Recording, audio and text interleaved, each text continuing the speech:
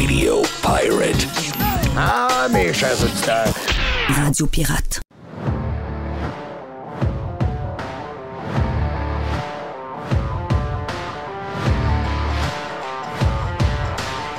Ah ben après un premier week-end de célibat, je suis toujours vivant.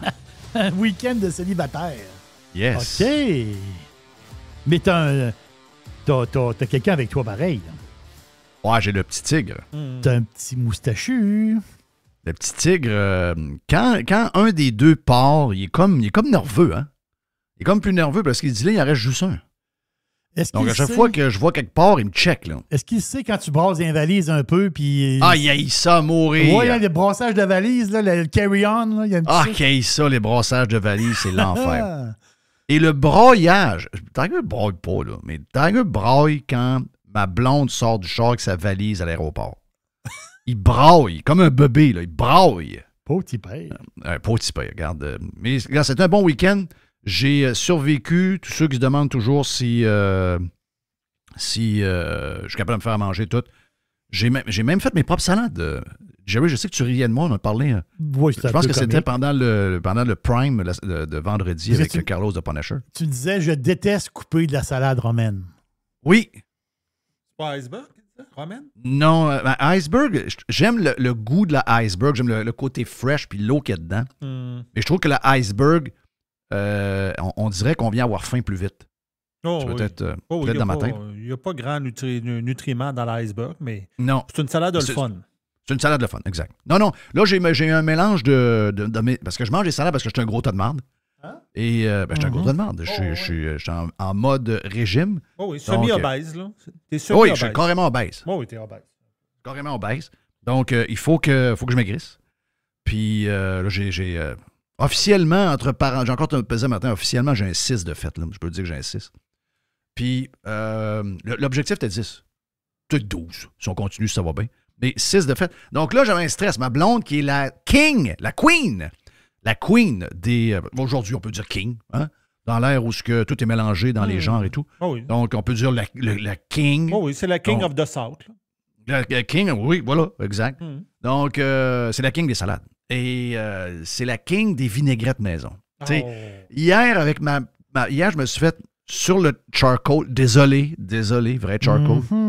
Je me suis fait une chop de porc avec des légumes grillés et je me suis fait une salade de choux. Et là, tout est on y va à l'œil et j'ai mis trop de vinaigre. Ma blonde a dit, c'est bon vinaigré. Moi, j'aime ça, mais quand il y a une petite affaire de trop, je trouve que ça goûte trop le vinaigre. Là, j'ai mis trop de vinaigre. Donc, la vinaigrette, là, le mélange des vinaigrettes maison, c'est toujours un peu naria. Mais j'ai décidé, Jerry, j'avais dit, je vais acheter mes salades toutes coupées. Non, j'ai acheté mes salades pas coupées et j'ai fait ça moi-même. Donc, je suis capable de survivre seul. Capable de survivre seul. Donc, c'est ça que je voulais vous dire, mais je m'ennuie de ma femme pareil, donc je vais la revoir la semaine prochaine. Puis, beaucoup de choses en fin de semaine. On a parlé dans le Prime, en ouverture, on va parler avec Fred tantôt du Masters de ce week-end. Où on a vu Scotty Scheffler gagner l'excitant Scotty Scheffler qui est seul au monde en ce moment. Il n'y a pas d'autres joueurs qui accotent Scotty Scheffler qui gagne à peu près tous les tournois où il rentre. Donc, Scotty Scheffler est le Max Verstappen du golf depuis, je dirais, 2 ans. Donc, on en parle avec Fred qui devait être avec nous autres jeudi ou vendredi passé, mais qui finalement a eu un empêchement avec sa petite fille. Donc, on se reprend aujourd'hui en espérant qu'on se croise les doigts, que Fred va pouvoir être là et qu'on jase de golf. Parce qu'il y a quand même une saison de golf qui commence pour les amateurs de golf également. Les terrains sont déjà ouverts à quelques endroits. Les conditions s'améliorent très rapidement. Les conditions d'hiver ont été parfaites pour les terrains de golf, je pense. Donc, les conditions des terrains qui vont ouvrir prochainement vont être probablement aux alentours de 7 sur 10 déjà en partant. Donc, on est très privilégiés pour la saison qui s'en vient. On aime ça, les hivers doux. On aime les hivers comme on a eu. Donc, puis les gars de golf adorent ce genre d'hiver-là. Il n'y a pas de glace, pas d'histoire, pas de danger. Donc, ça, c'est très bon pour tout le monde. On a jasé de sujets. Si vous voulez vous abonner à Radio Pirate Prime, allez sur radiopirate.com. On a jasé d'un paquet de sujets en ouverture. Pendant quasiment, je vous dirais, 1 heure et demie, on a jasé d'à peu près tous les sujets. On est passé de tout ce qui est arrivé cette fin de semaine. Mais une des choses que je n'ai pas parlé encore, c'est pas un sujet d'actualité, OK? C'est zéro un sujet d'actualité. Mais je vais le mélanger à un sujet d'actualité. Celui des écrans, OK? Les écrans, bon, moi, je me situe là-dedans, les histoires des écrans.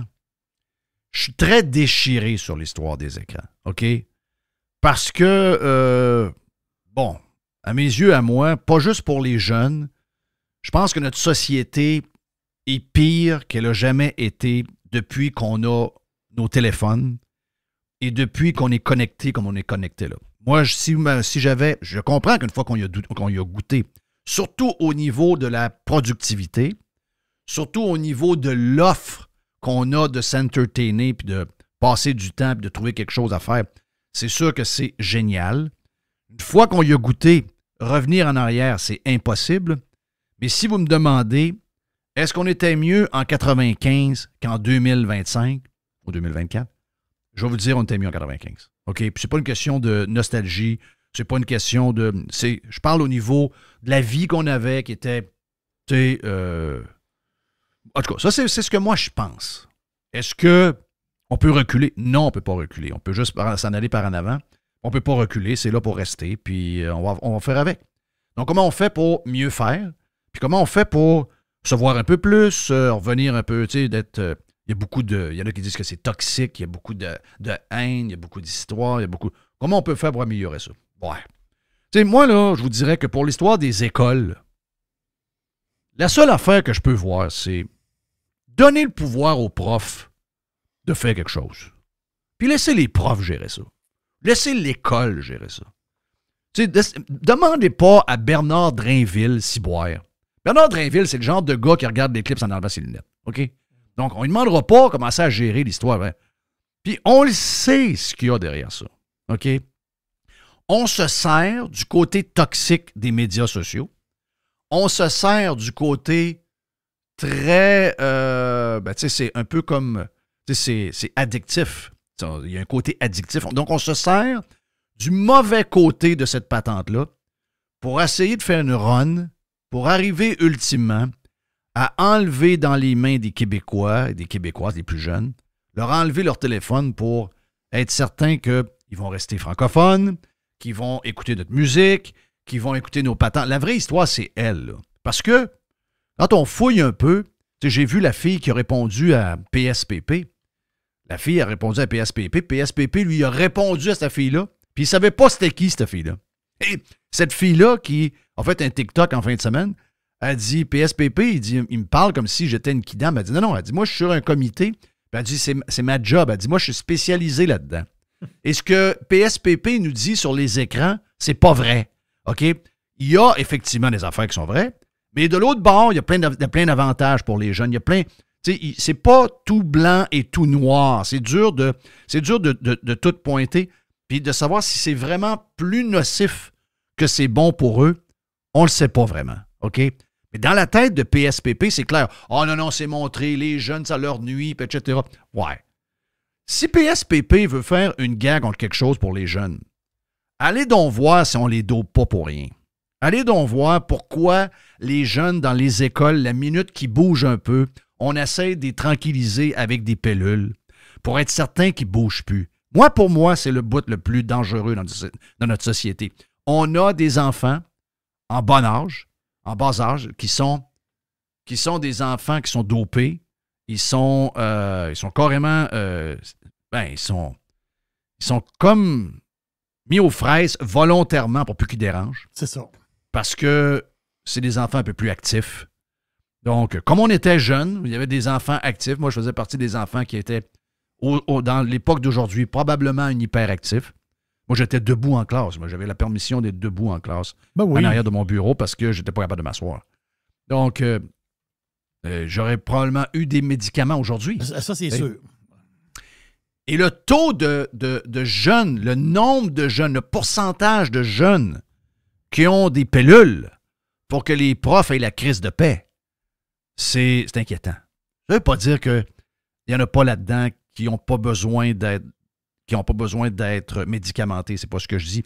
Sauf que pourquoi le Québec fait classe à part avec tout le reste de l'Amérique sur le pourcentage de jeunes qui sont dopés dans nos écoles? Pourquoi on est... Ouais. J'ai pas le pourcentage, Jeff, mais ils disent que le Ritalin, c'est 3 fois plus élevé au Québec que dans le reste du Canada. Mais ça peut pas marcher, là. C'est pas vrai que nos jeunes sont plus... hyperactifs ou autres, là. On a à peu près la même vie. C'est-à-dire, c'est sûr que si tu compares des enfants, mettons, je sais pas moi, qui demeurent en Floride, des fois, tu te dis, bon, OK, les autres, c'est pas la même température. Ici, on a l'hiver, on le sait. Mais on s'est entendu qu'un enfant de l'Ontario et un enfant du Québec, ils ont à peu près la même vie. Là. Ils ont la même vie. Là. On s'est exact. Ben moi, j'étais PSPP puis j'étais politicien. Je cherchais quelque chose à faire. Là. Tombez donc là-dedans. C'est inquiétant, je vois le vert quand on voit ces chiffres-là. C'est vraiment inquiétant. Les écrans, pas bien compliqué. Donnez le pouvoir à l'école. Donnez le pouvoir aux profs de discipliner. Donnez le pouvoir que les profs avaient quand nous, on était à l'école. Redonnez ce pouvoir-là aux écoles. Redonnez ça, OK? Puis, s'il y a une mère qui pète une coche parce que son gars s'est fait enlever pendant 3 jours son téléphone puis qu'il a fait une chiure sur Facebook, ben en fera une chiure sur Facebook. Pas grave. C'est ça. OK? Mettez-leur des caméras, protégez-les. Moi, je pense que le body cam pour les polices, c'est bon pour nous et c'est bon pour les polices. Moi, je pense que si vous mettez des caméras, ne coûte plus rien aujourd'hui. Donc, caméras dans les classes, reliées à un compte cloud, les gens, les parents peuvent voir ce qui se passe dans la classe en direct, peuvent voir également en différé. Si jamais il y a un étudiant qui manque une journée à cause de maladie, peut aller prendre la journée une fois qu'il est en forme dans le cloud pour voir qu'est-ce qui a manqué, etc. Donc, c'est bénéfique d'avoir une caméra. Mais c'est surtout que s'il arrive quelque chose, c'est qu'on aura une preuve. S'il y a un parent craqué qui a dit « Hey, t'as enlevé le téléphone, mon gars, puis il n'a pas fait ça, il m'a dit qu'il était pas correct, mais mon gars, je le trosse, puis toi, t'es un enfant de chien, etc. » Les caméras dans la classe, on voit ce qui se passe. OK? Puis quand un prof a, avec preuve à l'appui, qu'il y a un jeune qui méritait d'avoir une sanction pour telle affaire ou ce qui a transgressé une règle que lui a établie en début d'année ou pendant l'année, ça finit là. OK? C'est pas un ministre, c'est pas à la société de décider. Les parents vont choisir à la maison si leurs enfants peuvent être, à quel âge vont être sur leur téléphone, qu'est-ce qu'ils peuvent avoir comme médias sociaux, etc., etc.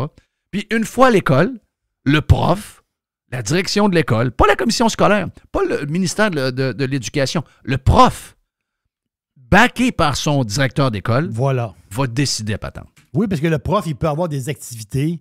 Il va dire, ben, là, on fait une activité, là, on fait quelque chose. On a besoin de vos tablettes ou vos téléphones. Voilà. Là, ça prend, on part dans une recherche de quelque chose, puis là, on tombe sur notre téléphone, notre tablette. Et peut-être qu'une heure plus tard, ils vont dire, OK, là, la tablette, le téléphone, c'est de côté. Là, on n'a pas besoin pour l'instant. Tu sais, le prof, il va gérer ça, là. Tu sais, veut dire, dépendamment de la manière qu'il amène ce qu'il veut faire apprendre aux enfants. Là, et l'autre côté de ça que PSPP pousse, le Parti québécois qui est en train de se mêler dans ses lacets, pas à peu près, il y a un backage là-dessus par les médias de Québécois. Québécois, là, ils ont tout à gagner de ça, là. Même s'ils vendent des téléphones, eux autres sont en guerre contre les réseaux sociaux, sont en guerre contre la nouvelle technologie, sont en train de mourir. Donc, soyez pas surpris de voir que Québécois est derrière cette affaire-là. Mais je vous pose la question. Dans la société, quand on le regarde depuis quelques années, même avant la COVID en passant, qui sont les plus nocifs? Qui nous font peur avec les feux de forêt, les changements climatiques, la pluie qui tombe, la bouffe de telle affaire? Qui nous fait peur? Qui est en train de soulever un contre l'autre tout le temps? C'est les médias traditionnels. Si vous voulez redonner un sens à la société, le grand coup de pied dans le cul, c'est pas dans les écrans à qui il faut le donner. Regardez comment on s'est comporté pendant la COVID. Regardez comment collectivement on se comporte sur bien des sujets. Et regardez qui est le catalyseur derrière ça. C'est la majorité du temps, c'est Québécois. Et c'est pour ça, quand j'ai vu les 100 personnes les plus influentes et que j'ai vu que c'était le premier ministre du Québec, puis plein d'insignifiants dans le top 10, et que PKP était 13, et que je vous ai dit, non, la personne la plus influente au Québec, c'est pas le PM. La personne la plus influente au Québec, c'est le gars qui décide qui est PM. qui est le PM. Et c'est qui décide ça? C'est PKP. C'est là que ça se passe. PKP, ça se passe par ces médias. Ce matin, j'ai lu quelque chose où j'ai vu une chroniqueuse. Il y a quelqu'un qui a accepté à la rédaction de publier ce texte-là. Là. Il y a quelqu'un qui a publié ce texte-là. Vous me direz si c'est Snapchat, vous me direz si c'est Instagram, vous me direz si c'est TikTok qui sont les plus dangereux. Quand ce matin, dans le Journal de Montréal et dans le Journal de Québec, vous pouvez lire une chroniqueuse woke, très à gauche, que je ne connais pas, là. Elle s'appelle Madeleine Pilote-Côté. Et elle a dit qu'il faut maintenant que les femmes du Québec embarquent dans un mouvement féministe dont le but premier, c'est plus d'avoir de... Ben regarde, ils veulent plus de mariage avec les hétérosexuels. Ils veulent non plus d'accouchement. Ils ne veulent plus de relations amoureuses et ils rejettent les relations sexuelles avec des hétéros. OK? Et elle parle de ça, elle a dit, le titre, les Québécois devraient arrêter d'avoir des enfants. C'est le titre. Ça, c'est pas sur Snapchat, ça, là. Ce n'est pas sur TikTok. C'est carrément dans ce qu'il y a de plus nocif dans notre société. C'est-à-dire le fucking Québécois. C'est ça qui est le plus dangereux. Et elle a dit, je comprends ce mouvement de femmes de ne plus vouloir se marier avec des hommes et avoir des enfants. Cela peut sembler radical, mais quand des inégalités persistent de génération en génération, je comprends qu'on puisse en venir à employer les grands moyens. Je me dis que les Québécoises devraient appliquer les règles du mouvement 4B pendant 1 an. Je suis convaincu que cela forcerait beaucoup de réflexions nécessaires et engendrerait des changements rapides dans la bonne direction pour la condition féminine. Donc, elle, ce qu'elle veut, c'est que pendant minimum d'1 an, les femmes québécoises arrêtent d'avoir des relations avec des hommes blancs, des relations hétéros en général, d'avoir des enfants, etc., etc. Ça, là, cette folie-là, là, on est carrément dans la maladie mentale, les amis. Là. Ah, c'est même plus du wokisme. Là. Non, ça, c'est carrément de la maladie mentale. Là. Quasiment pas radical. Ben ça, là, ce radicalisme-là, il n'est pas sur le Snapchat de vos enfants. Il n'est pas sur le Reel de Instagram. Il n'est pas sur TikTok. Ça se passe dans les médias traditionnels. Et c'est eux le problème. Si on veut gérer une patente là, qui cause énormément de problèmes à notre société, c'est eux le problème. Oui, il y a du travail à faire avec les écrans. Oui, il y a de la gestion pour les profs. Mais le vrai problème, c'est Québécois et les médias traditionnels. Mon nom est Jeff Fillion. Voilà pour le lancement de ce lundi. On revient dans quelques instants sur Radio Pirate live et sur le Prime aussi.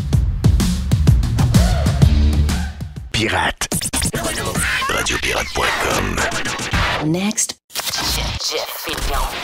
JeffFillion.com. Charities News Desk. Especial. Spécial. spécial. Voici les news de Jerry. Avec Jerry. Avec. Ah, ça, c'est pas fin. Jerry, j'aime ça quand tu fais le tour de tes nouvelles. Ça veut dire que tu n'as pogné une coupe qui te dérange. Quand tu dis je fais des nouvelles, c'est parce que tu veux te vider le cœur. Oui, je me vide le cœur, puis j'ai des réflexions en même temps. C'est rare que le Soleil fait des bons articles, mais la face, c'est que je n'ai pas pogné l'article dans le Soleil, j'ai pogné l'article dans le Journal des Affaires qui ont relié un article du Soleil. Là. OK. Le Journal des Affaires, c'est peur, hein? Non, je sais, mais je vois une fois de temps en temps, juste voir qu'est-ce qui se passe. Le Journal des Affaires, c'est le seul journal économique pro. Lui, c'est un journal qui est vraiment... il est pour qu'on diminue notre consommation. Là. Oui, c'est ça. Là. C'est un journal économique. Là. Oui, c'est un journal économique un peu bizarre. Il faut le dire. Mais l'article, moi, c'est pas sur l'article, c'est ma réflexion. À un moment donné, j'ai dit, OK. C'est un article sur l'eau Montelier.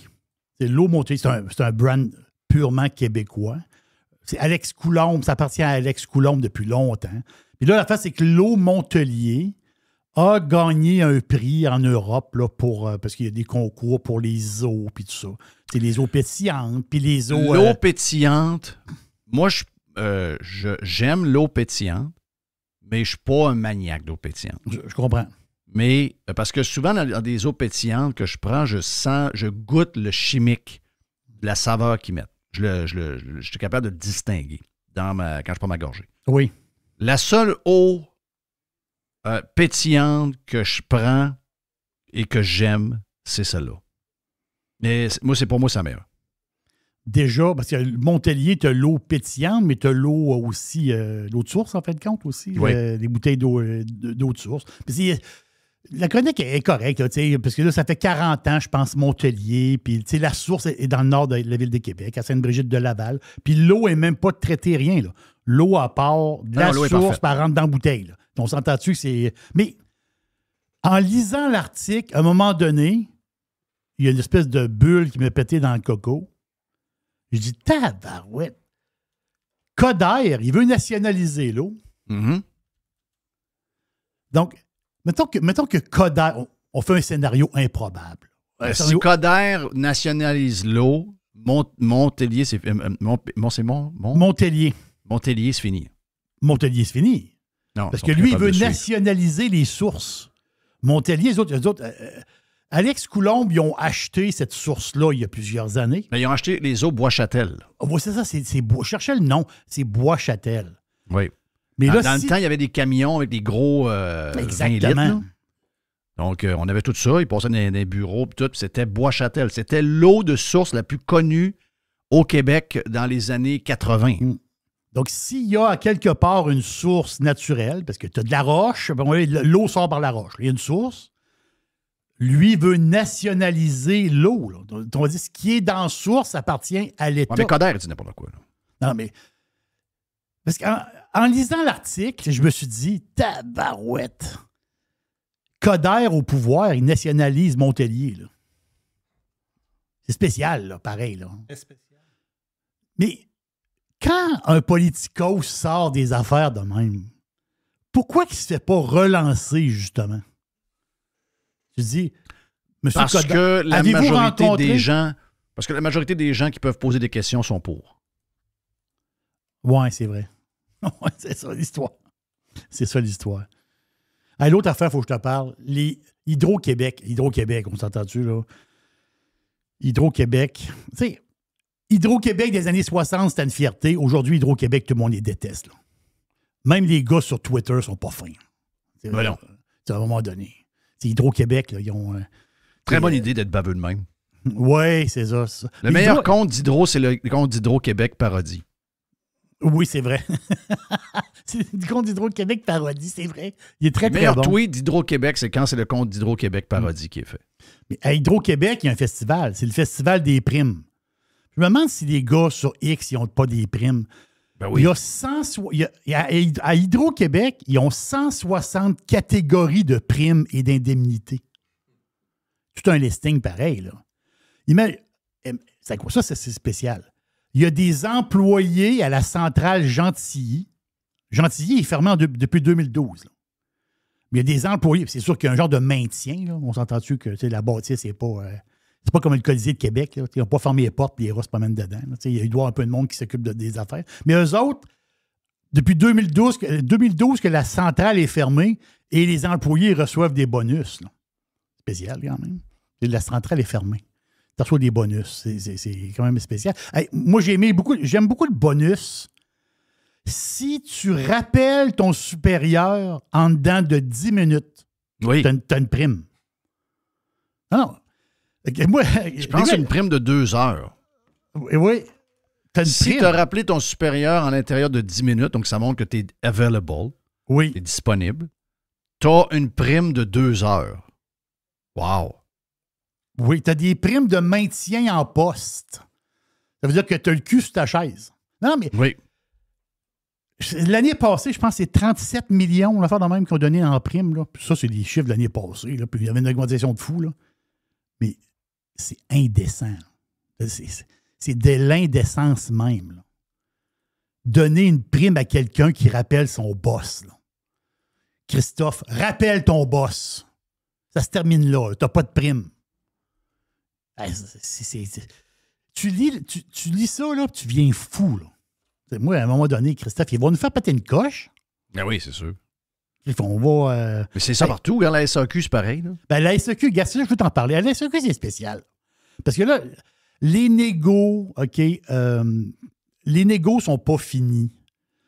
Ils sont là-dedans présentement. Il n'y a rien de réglé, là. Les négociations, ils s'attaponnent. Puis là, l'affaire, c'est que il y a des stickers qui commencent à sortir qui vont être bientôt en grève. Tu sais, au début, ils ont comme fait du niaisage, là, puis ils ont viré les pancartes à l'envers. Mais, tu sais, mettons, tu arrivais, mettons, dans un département, dans la SAQ, puis il y avait marqué Mais ça sort Beaujolais. souvent en grève, eux autres. Ils ont pris la pancarte Beaujolais, puis ils l'ont viré à l'envers. J'ai fait de même. Mais là, il y a des stickers bientôt en grève. Il y a 5500 employés, là, pas tant de choses. Là, leur convention est échue depuis 2023. Ça fait un an. Là. Mars 2023. Là. Mais ils veulent du cash, mais ils veulent, puis ça, c'est le côté que j'ai trouvé spécial. Ils veulent du cash. Oh, ils veulent du cash. Mais ils veulent de la reconnaissance. Non, c'est n'importe quoi, ça. Là, j'ai trouvé ça. C'est le fun. Ils veulent que la direction j'allais dire d'hydro. Parce que tout est nationalisé, ça. Que la SAQ reconnaisse leur travail. Parce qu'ils disent, puis c'est pas moi qui le dis, là. C'est le représentant syndical. Il dit que les employés, il dit, on est juste vu comme du monde qui défait des boîtes puis qui remplissent des tablettes. C'est ça qu'ils sont. Ouais, c'est pas mal ça. Ben, C'est pas mal ça, là. C'est ça que tu fais. Tu scannes des bouteilles, tu te fais des boîtes, tu mets des bouteilles dans une tablette. C'est ça que tu fais, là. Ben, c'est ça ta job. C'est ça, la job. Ben oui, Chris, c'est quoi? T'as-tu une autre affaire à faire? Il y a une vanne, tu défais la vanne, tu défais les boîtes, tu rouvres les caisses, tu mets des bouteilles sur les tablettes. Ben oui. Tu scannes les bouteilles, puis le monde s'en va avec la bouteille. C'est pas mal ça, là, le travail. Ils n'aiment pas ça. Ils n'aiment pas ça d'être vus comme des genres d'employés normaux. Les autres, ils veulent avoir une genre de reconnaissance supplémentaire. Mais là, j'ai dit... Non, c'est des crisseux, là. Tu crisses des bouteilles. Tu crisses des bouteilles sur un étalage. Mais, c'est un crisseur, là. Mais j'ai aimé la twist du syndicat. Puis j'ai trouvé ça un peu comique. Là, riez pas, là. Ça vient du syndicat. C'est pas drôle. Les autres, ils se prennent vraiment au sérieux. Le syndicat propose d'élargir la tâche des conseillers de la SAQ. Il dit... Non, non. C'est toi qui ris. Non, je sais, mais j'étais couché tantôt, là. J'étais tout seul. À matin, de bonne heure, j'étais tout seul ici, là. J'étais couché à terre. Je broyais. Qu'est-ce que c'est drôle. Eux autres, le syndicat, ils veulent que les conseillers de la SAQ, ils veulent que la SAQ soit partenaire avec les commerces de bouffe. Exemple, les supermarchés, mettons, tu as une boucherie, les places qui vendent de la nourriture. Et là, ils vont envoyer des conseillers de la SAQ dans les supermarchés pour conseiller, voir un genre de petit stand. Là. Ah, vous avez pris un steak? Ben, je vous conseille d'aller chercher ce vin-là à la SAQ. Oui, voilà. Donc, tu vas conseiller... mettons, le gars, il arrive pour s'acheter 2 steaks. Le gars, il a 2 beaux rib steaks. Là, il va voir le conseiller de la SAQ. Le gars de la SAQ va dire, ah oui, ça vous prendrait vraiment un bon Nebbiolo. Tu sais, un genre de Barbaresco. Ou pourquoi pas un bon Barolo, mettons. Là, tu te dis, donc, mettons, je suis chez Métro. Là. J'ai mes 2 steaks dans les mains. Le gars, il vient me conseiller un vin. Mais dans le métro, là.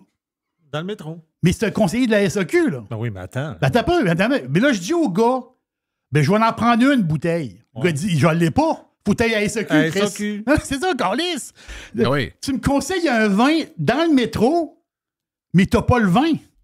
Non, moi, je vais acheter le Barbaresco avec mes 2 steaks. Non. Fais 2000 en char, va le chercher. Fais 2000 en char, va le chercher. Ben oui. Non, c'est incroyable. Le syndicat veut mettre des employés de la SAQ dans le métro. Il a dit, on a une impression de non-reconnaissance, une impression de servir uniquement à défaire des boîtes et à remplir des frigos. Voilà. C'est ça que t'es. C'est plus qu'une impression, là. Même que tu es surpayé pour le faire. Ah, mais moi, oui, c'est sûr. C'est ça ta job. C'est pas une impression. C'est ça que tu fais. Si tu privatises la SAQ, Métro, ils vont s'engager, eux autres, des conseillers.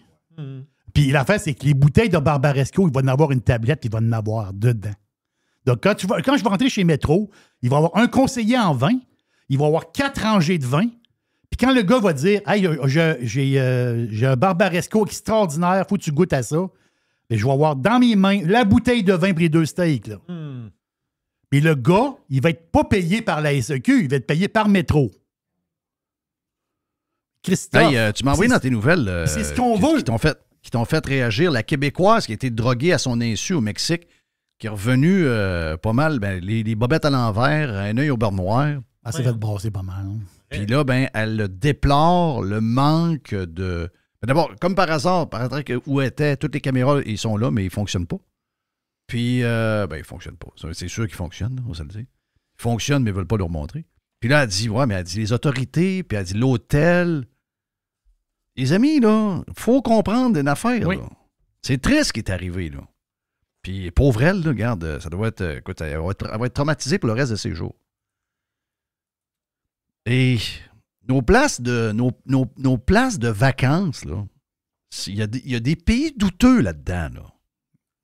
Parce qu'elle a dit que l'hôtel ne veut pas coopérer. Ils ont peut-être des enregistrements vidéo, puis les autres, ils n'ont plus ça. Là. L'hôtel, c'est crise d'elle. Oui. La police aussi. La police aussi. On s'entend que t'es au Mexique. C'est-à-dire, c'est au Mexique.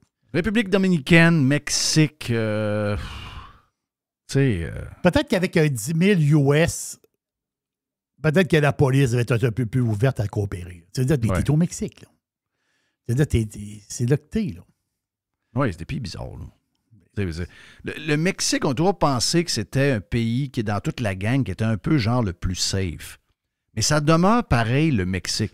Ça veut pas dire que ça va arriver à tout le monde, là. Non, voilà, c'est ça. Tu sais, il faut que tu sois extrêmement prudent. Elle est allée au bar avec 2 amis. Tu sais, il faut que tu sois... Regarde, les filles, surtout, extrêmement prudentes. Oui. Écoute, Elle aurait été droguée, qu'elle dit. Tu sais, elle s'est fait brasser dans la chambre de bain. Atroce, là. Non, c'est épouvantable. Elle a la face défaite, là. Mais, tu sais, il y a des pays où il faut que tu sois plus... Tu sais, écoute... Puis je vous dis pas ça pour rester chez vous, là. Écoute, on a besoin de vacances dans le sud, on a besoin d'aller changer les idées, mais ça risque d'arriver. Puis si jamais il y a des choses plates qui arrivent au Mexique, t'es au Mexique, là. Puis sais-tu quoi? Même des fois, à Cuba, c'est un peu bizarre, là. Tu sais, veut dire... et surtout là, où il manque de tout, manque de courant, manque de poulet, manque de ci, manque de ça, manque de tout. Donc, il y a des affaires un peu bizarres qui arrivent. Puis en République dominicaine, il y a des affaires un peu spéciales aussi. C'est une place... Ça fait partie de la patente de voyager. Donc, faut être... Tu sais, des fois, on pense qu'on arrive chez nous. Ben, même chez nous, en passant, là. Vous allez dans certains bars, il y a des places où vous pouvez mettre... Quelqu'un peut vous glisser une pilule de viol du sexe. Là, GHB, du là, viol. je pense. Pas Ouais, viol du sexe, mais de viol, point. Oui. Ça peut arriver même chez nous, là. Pas drôle, là, à l'époque dans laquelle on est, là. Mais au Mexique... Au Mexique, c'est ça. Regarde. Faut être sur nos gardes. Il n'y a pas de surprise. Il va y avoir des hôtels qui vont faire comme mieux. Vous allez peut-être pogner une bonne police à un moment donné, si quelqu'un, il y a des affaires qui sont arrivées. Mais généralement, c'est des places où ce genre de choses-là bizarres peut arriver. Vous devez tenir compte de ça quand vous y allez. Puis là, vous n'êtes pas pire, vous êtes à Cancun. C'est pas la pire place. C'est sûr que si vous allez dans des places un peu plus weird, il y en a encore du monde qui va à Acapulco. Je ne sais pas comment ça se fait. Quelqu'un me dit « Ah, mon chum, t'es à Acapulco. » Voyons! À Acapulco, là. Tout le monde, depuis des années, tout le monde... Non, c'est moins pire qu'avant. Non, Acapulco, c'est encore l'endroit où il y a le plus de crimes. Je dirais quasiment dans les villes les plus dangereuses du monde. Tu sais... Mais donc, il faut être conscient de ça. Là. À des places comme Cabo San Lucas, là, Los Cabos, pis ça, là, ça doit coûter assez cher pour garder ça droite. Là. Ben oui. Parce que si tu veux garder une place assez haut de gamme, avec une belle clientèle, tu as le golf, tu as les beaux hôtels, tu as l'investissement, ça doit coûter quand même quelques piastres pour avoir de la police. Garder ça correct. Sinon, si ça se met à déraper... c'est goodbye, là. Mais rajoutons une chose, OK? C'est plate ce qui est arrivé à la dame, là. Mais sur le nombre de monde qui y vont, tu sais, je veux dire, il y a toujours ce côté-là avec les médias d'essayer de faire peur au monde. C'est une situation qui est déplorable, mais c'est une situation qui est quand même pas quelque chose qui arrive à tous les jours, OK? Puis les médias prennent ça, puis nous prennent... On dirait qu'il y a toujours un petit côté... regardez si vous allez au Mexique, regardez si... c'est des affaires exceptionnelles, comprenez-vous, là? Un petit côté, reste chez vous. Va pas en voyage. Ben, il y a ça un peu. Il y a ça un petit peu dedans. Là. Je peux te dire une affaire.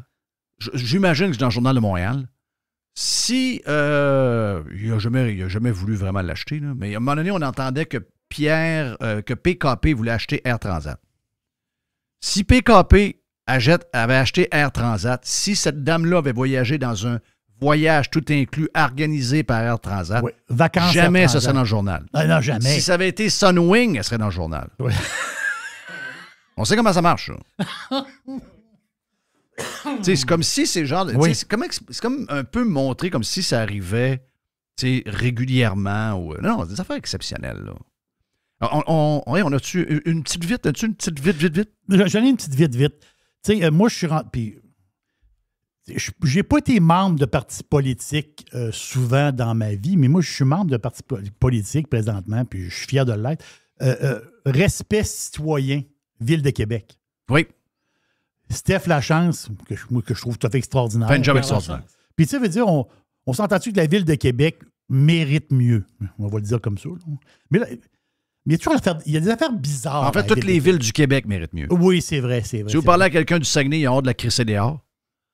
Si vous parlez à Montréal, il y a hors de la crisser dehors. Regarde, à Laval, ils sont plus capables du l'Hypergreen qui est là. Donc, il y a beaucoup de villes qui ont hâte. Mais est-ce que les maires sortants sont battus? Très rare. Mais Respect citoyen a sorti une bonne.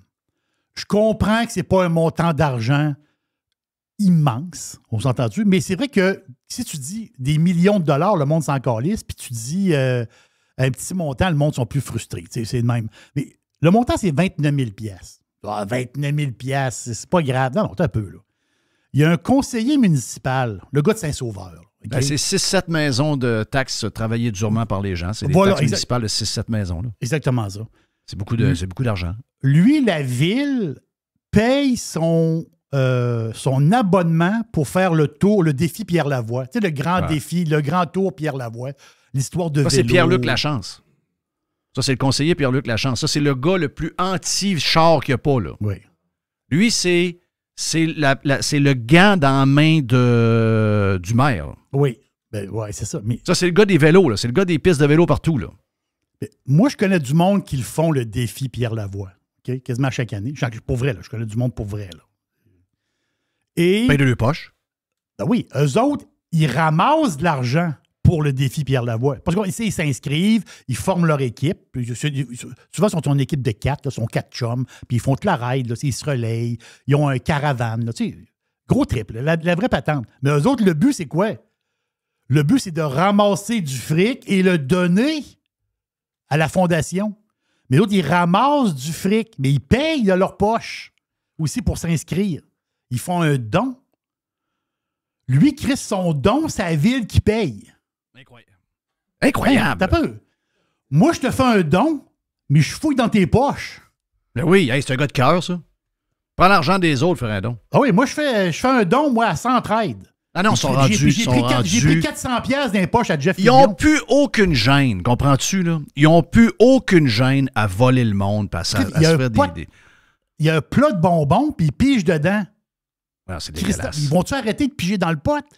Le 29 000 piastres bodé, ben, paye-le de ta poche ou mets des chums là-dedans. Ben, toi, tu dis 29 000 piastres, puis on est 4 chums. Ouais. Regarde, payez ça à la gang, puis faites le tour. On va vendre des paquets de gomme par les portes. Ben, moi, c'est ça. On va nous acheter des paquets de gomme. Parce que si tu dis, mettons, je fais ça pour la Fondation Pierre Lavoie, on va nous acheter des paquets de gomme.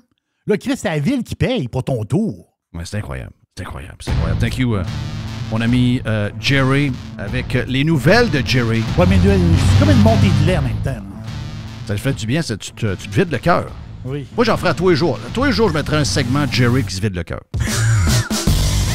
J'aime ça. On vient avec Yann Sénéchal et aussi Fred Raymond pour le Masters. Radiopirate.com. Enfin, pirater, c'est légal. Radio Pirate. Évasion. Révolution. Domination. Radio Pirate. Spread the word. Yann Sénéchal, votre conseiller.net, également podcast avec Frank. Yann, t'es salué. Bon début de semaine. Qu'est-ce que tu as retenu du week-end? Ah, c'est sûr, je te parle pas de référendum. Ah, si, ouais, non, là. Alors, de toute façon, on va en parler pendant 6 ans. Ça a été confirmé. Non. Non, je pense pas que... moi, je pense que je pense qu'il va vite en affaire un peu, là. Ouais. La CAQ a été numéro 1 dans les sondages bien avant qu'elle soit au pouvoir, là. Oh, ouais, exact. Donc, sondage de 2 ans et demi. Puis là, on va découvrir un peu plus avec le temps qui est PSPP. Tu sais, moi, je continue de penser que si tu veux être au pouvoir au Québec, tu veux changer le gouvernement, la région qui est le catalyseur de d'autres régions, dont entre autres la couronne montréalaise, c'est la région de Québec. Ah, tout Et à si la région de Québec, tu y craches d'en face sur l'histoire du troisième lien, puis que tu changes d'idée à tous les 2 jours, puis que tu les ridiculises alors que 60 à 70 % des gens veulent un troisième lien, je veux dire de quoi tu ne feras pas élire personne en Beauce, personne sur la Rive-Sud de Québec, personne à Québec, personne à Port-Neuf, personne, ça n'arrivera pas. Ah non, t'as raison. Puis on fait de l'arithmétique un peu simpliste du côté des péquistes. Là. À un moment donné, c'est genre, calmez-vous le pays un peu. Là. On n'est pas là. On n'est pas là. Le pays du CHSLD, là. Ouais. L'élection de la dernière chance, c'était le référendum de la dernière chance. Là. Tout. Il y a beaucoup de choses. Tu sais, il y a beaucoup de... on a énormément de défis. Tu sais, quand t'es rendu qu'un couple qui a... Tu sais, moi, j'ai des sœurs qui sont des jumelles. Et ma sœur qui n'est pas jumelle a eu des jumelles. OK? Donc, je sais c'est quoi un peu patente. Puis, surtout que les jumelles sont arrivées quand j'avais 13 ans. Donc, j'étais assez mature et vieux pour voir la patente. Des caisses de lait en Falac en rentraient, là. Là, quand t'es rendu que nourrir 2 bébés quand t'as des jumelles ou jumeaux, c'est 500 $ par mois. Je vais te dire une affaire, là, la liste des priorités du monde en ce moment, Elle change. elle change en griffe, là. Et puis, il y a un tableau qui a été publié en fin de semaine. Je ne sais pas où j'ai pogné ça, mais j'ai trouvé ça vraiment impressionnant, les chiffres, puis ce qu'on retrouve à l'intérieur. C'est le PIB par habitant au Canada, aux États-Unis, et là, on parle du PIB réel. Donc, on enlève dans la croissance économique... Peux-tu expliquer aux gens c'est quoi le PIB? Le GDP en anglais, là? GDP. Écoute, c'est tout ce qui est produit, autant par le public que le privé. Là. C'est tout l'argent qui est brassé au complet. Exactement. C'est la grosseur de l'économie. Avant ça, on utilisait le PNB il y a peut-être 30-40 ans. Là, mais on a switché au PIB. C'est technique un peu. Mais grosso modo, si on vous le simplifie, là, plus ton PIB est élevé, plus ton économie elle brasse beaucoup d'argent. C'est gros. C'est une grosse économie. Fait qu'on regarde, à partir de 2015, la croissance du PIB réel par habitant. Fait qu'on enlève, parce que le PIB, lui, il grossit tout le temps, mais il y a 3 facteurs qui sont vraiment importants. La croissance de la population, la croissance de la masse monétaire, l'inflation, puis évidemment, la croissance économique. Donc, l'activité, la productivité, ainsi de suite. C'est sûr que si ton PIB augmente, mais c'est juste parce que tu as ajouté du monde, tu n'es pas plus riche. Non. Si ton PIB augmente parce que tu as augmenté ta masse monétaire, tu n'es pas plus riche. Tu veux que ton PIB augmente indifféremment de ces 2 facteurs. Par la productivité, des investissements des compagnies privées, soit des investissements étrangers, etc., avec des bonnes jobs, de la création de richesse, dans le sens que ces entreprises-là produisent de quoi, ils exportent, ils rendent du nouvel argent, etc., etc. Fait que quand ton PIB réel par habitant est en hausse, ça veut dire que le niveau de vie des gens est en hausse, tout simplement, en moyenne. Donc, peut-être que c'est un peu plus les riches qui en profitent, peut-être que c'est un petit peu plus les pauvres qui en profitent, peu importe, ça dépend de l'inégalité ou peu importe. Mais l'idée générale, c'est que les gens sont en train de s'enrichir. Si tu pars en 2015, tu établis la valeur de 100 pour le Canada puis de 100 pour les États-Unis. Donc, tu veux vraiment regarder la différence des 2 pays à partir de 2015. Ce que tu te rends compte, c'est de 2015 à 2017, le Canada et les États-Unis se suivent un peu dans cette croissance économique-là. À partir de 2017, le Canada a une croissance beaucoup plus lente que celle des États-Unis. Arrive évidemment la pandémie en 2020 et tu es dans une position où est-ce que là, les 2 économies crashent. Logique, c'est normal, on l'a fermé, l'économie. Là, on a une reprise économique par après, une reprise économique très forte aux États-Unis, puis au Canada qui semble vouloir suivre celle des Américains et à un moment donné finit par ralentir et finit par décroître. OK? Là, c'est récent, là, de ce que tu parles, là. Mettons, 2021, on commence à voir le plafonnement, puis dès 2022, on voit la décroissance. Parce qu'on sait que le PIB a reculé au Canada vers la fin de 2023. Mais ça, c'est le PIB nominal, c'est le PIB, c'est pas le PIB par habitant. Fait que, tu sais, il y avait de la croissance économique, mais majoritairement soutenue par la croissance de la démographie, la croissance de la population qui vient principalement de l'immigration. Donc, on additionnait du monde, fait qu'on réussissait à avoir une croissance économique en additionnant du monde. Mais si tu divisais par le nombre d'habitants, il n'y avait plus de croissance économique. En fait, on est en décroissance depuis fin 2021, début 2022. Tellement qu'on arrive tout près de la valeur de 100. Ce qui veut dire que de 2015 à aujourd'hui, à toute fin pratique, là, au Canada, personne ne s'est enrichi. Pendant tout ce temps-là. Pendant que le même temps, au niveau des États-Unis, il y avait un enrichissement de 16 %. C'est énorme, la différence. Tu sais, les gens se disent, c'est juste 16 %. Non, c'est gigantesque, la différence. Les Américains, présentement, indifféremment de l'inflation, indifféremment de la croissance de leur démographie, sont plus riches de 16 % en moyenne aujourd'hui que les Canadiens. Sur la Mais même ça, période juste depuis de temps. 2015. Là. Juste depuis 2015. Parce qu'à la base, ils partaient de plus haut que nous autres. On normalise en 2015, on dit on part les deux ensemble, puis on mesure à partir de ce moment-là. On a un retard. OK, mais qu'est-ce qui fait que... C'est quoi qu'il faut faire? Mettons, demain matin, c'est quoi qu'il faut faire? On sait qu'on a des problèmes de productivité. On sait qu'on a un régime fiscal qui repousse les compagnies étrangères à investir chez nous d'une certaine manière, ou même nous autres, de partir des affaires parce qu'on n'a pas la liberté économique de le faire. On n'a pas... vu qu'on a donné beaucoup trop d'argent au gouvernement, on a moins pour partir un projet parallèle à notre carrière, etc. Qu'est-ce qu'on fait pour partir les pédales par en avant?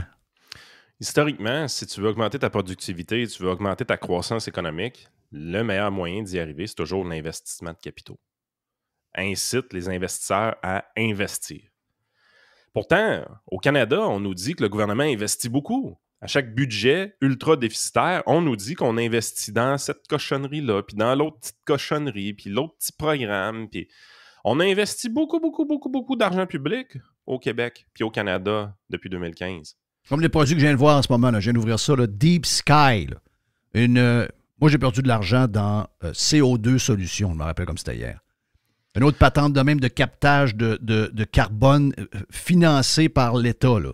Toutes des affaires financées par l'État qui aboutissent à rien. Puis tu as aussi le volet qu'on envoie beaucoup d'argent, des chèques. Je veux dire, la machine distributrice des chèques qui est Justin Trudeau puis Chrystia Freeland, je veux dire, c'est rendu scandaleux. Là. Je veux dire, même Fitzgibbon a l'air d'un enfant de cœur à côté d'eux autres. Là. Eux autres, ils envoient des chèques aux familles. Ils envoient des chèques. Jack Mitt, on envoie le chèque à qui le prochain pour que tu continues à voter pour nous autres? Envoie des chèques à telle personne. Parfait. Envoie les Autochtones, c'est à votre tour. Vous avez votre chèque. T'sais. Mais il n'y a rien qui marche. Je veux dire, donner de l'argent au monde sans trop de raisons, sans activité économique, ça ne génère pas de l'activité économique. Mais là, on est au point où est-ce qu'on a besoin de stimuler cette économie-là, d'amener des investissements. Puis moi, ce qui me scandalise, Jeff, dans toute cette histoire-là, c'est qu'on est à l'aube du budget fédéral. On a eu le striptease complet de Freeland, chose qu'on ne voulait pas voir. Puis finalement, ce qu'on se rend compte, c'est qu'il va y avoir des nouveaux programmes, des nouvelles dépenses. Le déficit va être creusé encore plus. On parle peut-être d'un déficit de 50 milliards. Et là, tu as les astis de tata de l'Université de Sherbrooke. Là, parce que là, moi, je suis dans la même gang, ça. Toi, tu parle du frisé, là? Ouais, j'ai plus de patience avec eux autres. Là. Luc Godbout, là, ça Luc va Godbout, faire. Luc Godbout, il me coûte cher en sacrament. Là. Il me coûte cher en Les sacrament. mules de Pierre Fortin. Là. Non, je suis plus capable de Luc Godbout. Là. Lui, à toutes les fois qu'il ouvre la bouche pour parler d'une nouvelle taxe, il faut mieux taxer. Ta gueule, si on est trop taxé. Là, c'est assez. Ben oui. Mais là, tout ce qu'on nous dit, tout ce qu'on entend dans nos médias de masse en fin de semaine. Là, c'est on veut augmenter. Là, on taxe juste le gain en capital à 50 %. Faut l'augmenter à 75 %. Mais pourquoi pas 100 %? Écoute, je viens-tu de dire, moi, là, qu'il faut stimuler l'investissement? Oui. Vous pensez vraiment qu'en allant taxer le gain en capital, ça va stimuler l'investissement, gang de style moron? Dans quelle langue faut qu'on vous le dise que vous êtes des imbéciles? Là? Ben, c'est des imbéciles. La gang de la presse écrive ça. Là. Le gars de Québec solidaire, l'autre là, qui écrit ça aussi en fait. Nous devrions taxer 100 % du gain en capital. Alors qu'en ce moment, on veut que des jeunes de 30 ans qui ont un job, mettons, dans la construction, qui viennent d'avoir un terrain de son beau-père ou je sais pas trop quoi. On manque de logement. Bâtir un plex comme tout le monde faisait dans notre temps, là. Pas avec une compagnie de gestion avec des millions dedans. Un simple citoyen avec son argent déjà imposé, qui s'en va à la caisse populaire chercher un montant d'argent, puis qui dit « Chérie, les fins de semaine, tu ne me verras pas, je vais bâtir un plex de 4 à 6 portes. Puis si dans le futur, ça va être notre fonds de pension, on le vend. Il me coûte 1 million aujourd'hui, je le vends 2 millions, ben on va faire un gain d'1 million, puis on va s'arranger avec ça. » Mais non, ils veulent punir ce jeune-là qui pense investir dans l'immobilier ou dans n'importe quoi, la bourse ou peu importe, là. C'est épouvantable. On nous présente encore les déficits gargantuesques de nos gouvernements incompétents comme étant des problèmes de revenus. Êtes-vous tombé sur la tête? Problème de dépenses, Guillaume, je vois le vert. Là, à un moment donné, c'est quand ça va arrêter? Parce que là, on sait que les politiciens écoutent les journalistes. Oui. Je veux dire, pouvez-vous arrêter de suggérer de mieux taxer? Parce que les politiciens, ils tronquent toujours vos suggestions. Ils vont toujours prendre la hausse de la taxe, puis les autres baisses que vous suggérez peut-être dans vos recherches, ils n'en parlent pas, ils ne l'utilisent pas. On se fait fourrer à tour de bras, mais là, c'est commence à être critique. Parce que regardez-les aller, les Américains. Là. Les Américains, leur économie va bien. Malgré la pandémie, malgré leur déficit, malgré qu'eux aussi, ils ont fermé leur économie. Tout roule, carbure aux États-Unis présentement. Le Canada, on a un contexte qui devrait être sensiblement pareil au leur. Quand on est rendu qu'on se fait démolir par Bill Maher. Là. Ben là, à un moment donné... Là, Bill Maher, c'est un gauchiste traditionnel. Là, OK?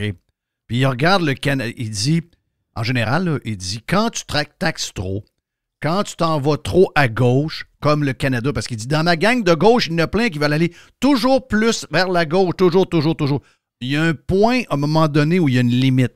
Puis il dit, l'exemple, il a donné les chiffres de l'emploi, il a donné les chiffres de l'habitation, il a donné un paquet d'affaires, il a donné l'attente pour voir un médecin maintenant au Canada.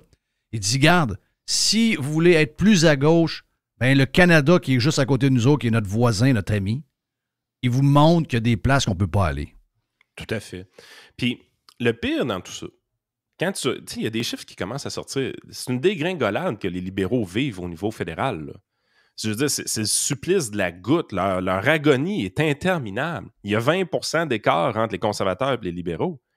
Mais quand tu regardes le vote libéral, il y a une firme de sondage qui a sorti les chiffres. Il y a seulement 56% des électeurs de 2021 qui veulent renouveler l'expérience Justin Trudeau. Donc, c'est 58%. 58% des gens qui ont voté Justin en 2021 sont prêts à revoter pour lui. Fait qu'il y a 42% des électeurs libéraux, ils ne veulent pas voter pour Justin. Bien, Justin, lui, il se tasse à gauche sans arrêt. Il dépense en innocent sans arrêt pour faire plaisir à Jack Metzing. Donc, on se doute qu'il essaie de freiner une hémorragie. On pense que les électeurs libéraux quittent les libéraux pour aller vers le NPD. C'est la raison pourquoi Justin Trudeau dépenserait autant. Quand tu regardes les chiffres, Jeff, c'est pas le cas. Quand tu regardes les chiffres, le principal parti politique qui a profité de la débandade libérale, c'est le Parti conservateur fédéral. Carrément.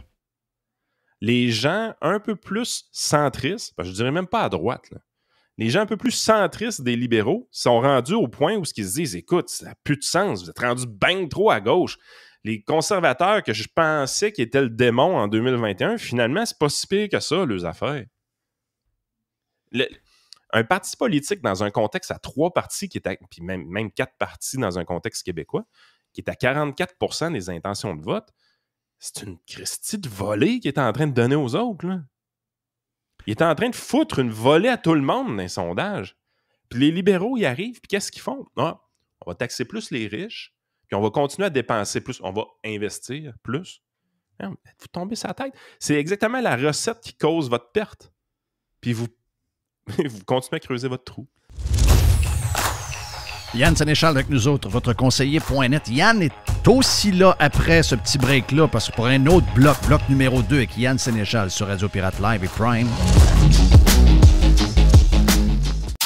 Jeff Fillion. 100%. Jeff Fillion. Bloc numéro 2 avec Yann Sénéchal sur Radio Pirate. Je voyais, Yann, passer justement sur une nouvelle économique, une nouvelle américaine. Là.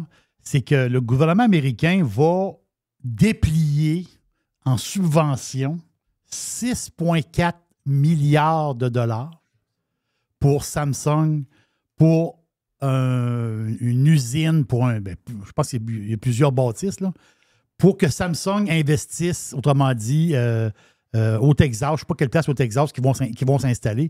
On fait des chips.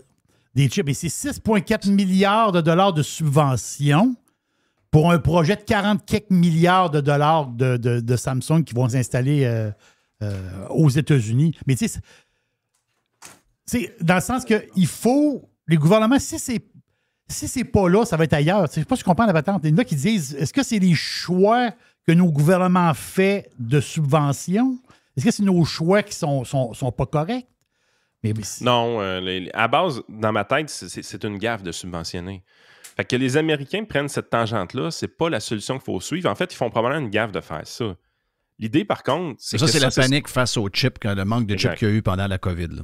Je pense ils veulent plus être dépendants de Taïwan. Moi, je comprends. Exactement. Il y a plus un aspect de sécurité nationale. Oui, il y a un côté. Oui, c'est ça. Il y a un côté sécurité nationale. Je comprends. L'idée, par contre, c'est la chose suivante. Ça, c'est les gros cotes de figure. Ça, c'est la nourriture à politicos. Je veux dire, Nordvolt au Québec, c'est le projet phare pour effacer toutes les cochonneries que Fitzgibbon a faites depuis le début qu'il est là. Mais la vraie game au niveau économique, ça se passe dans des choses qui ne passent pas dans les nouvelles.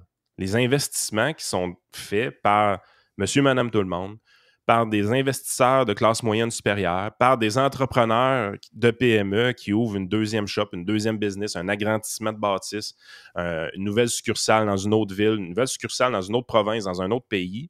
Ça passe pas dans les nouvelles, ces affaires-là.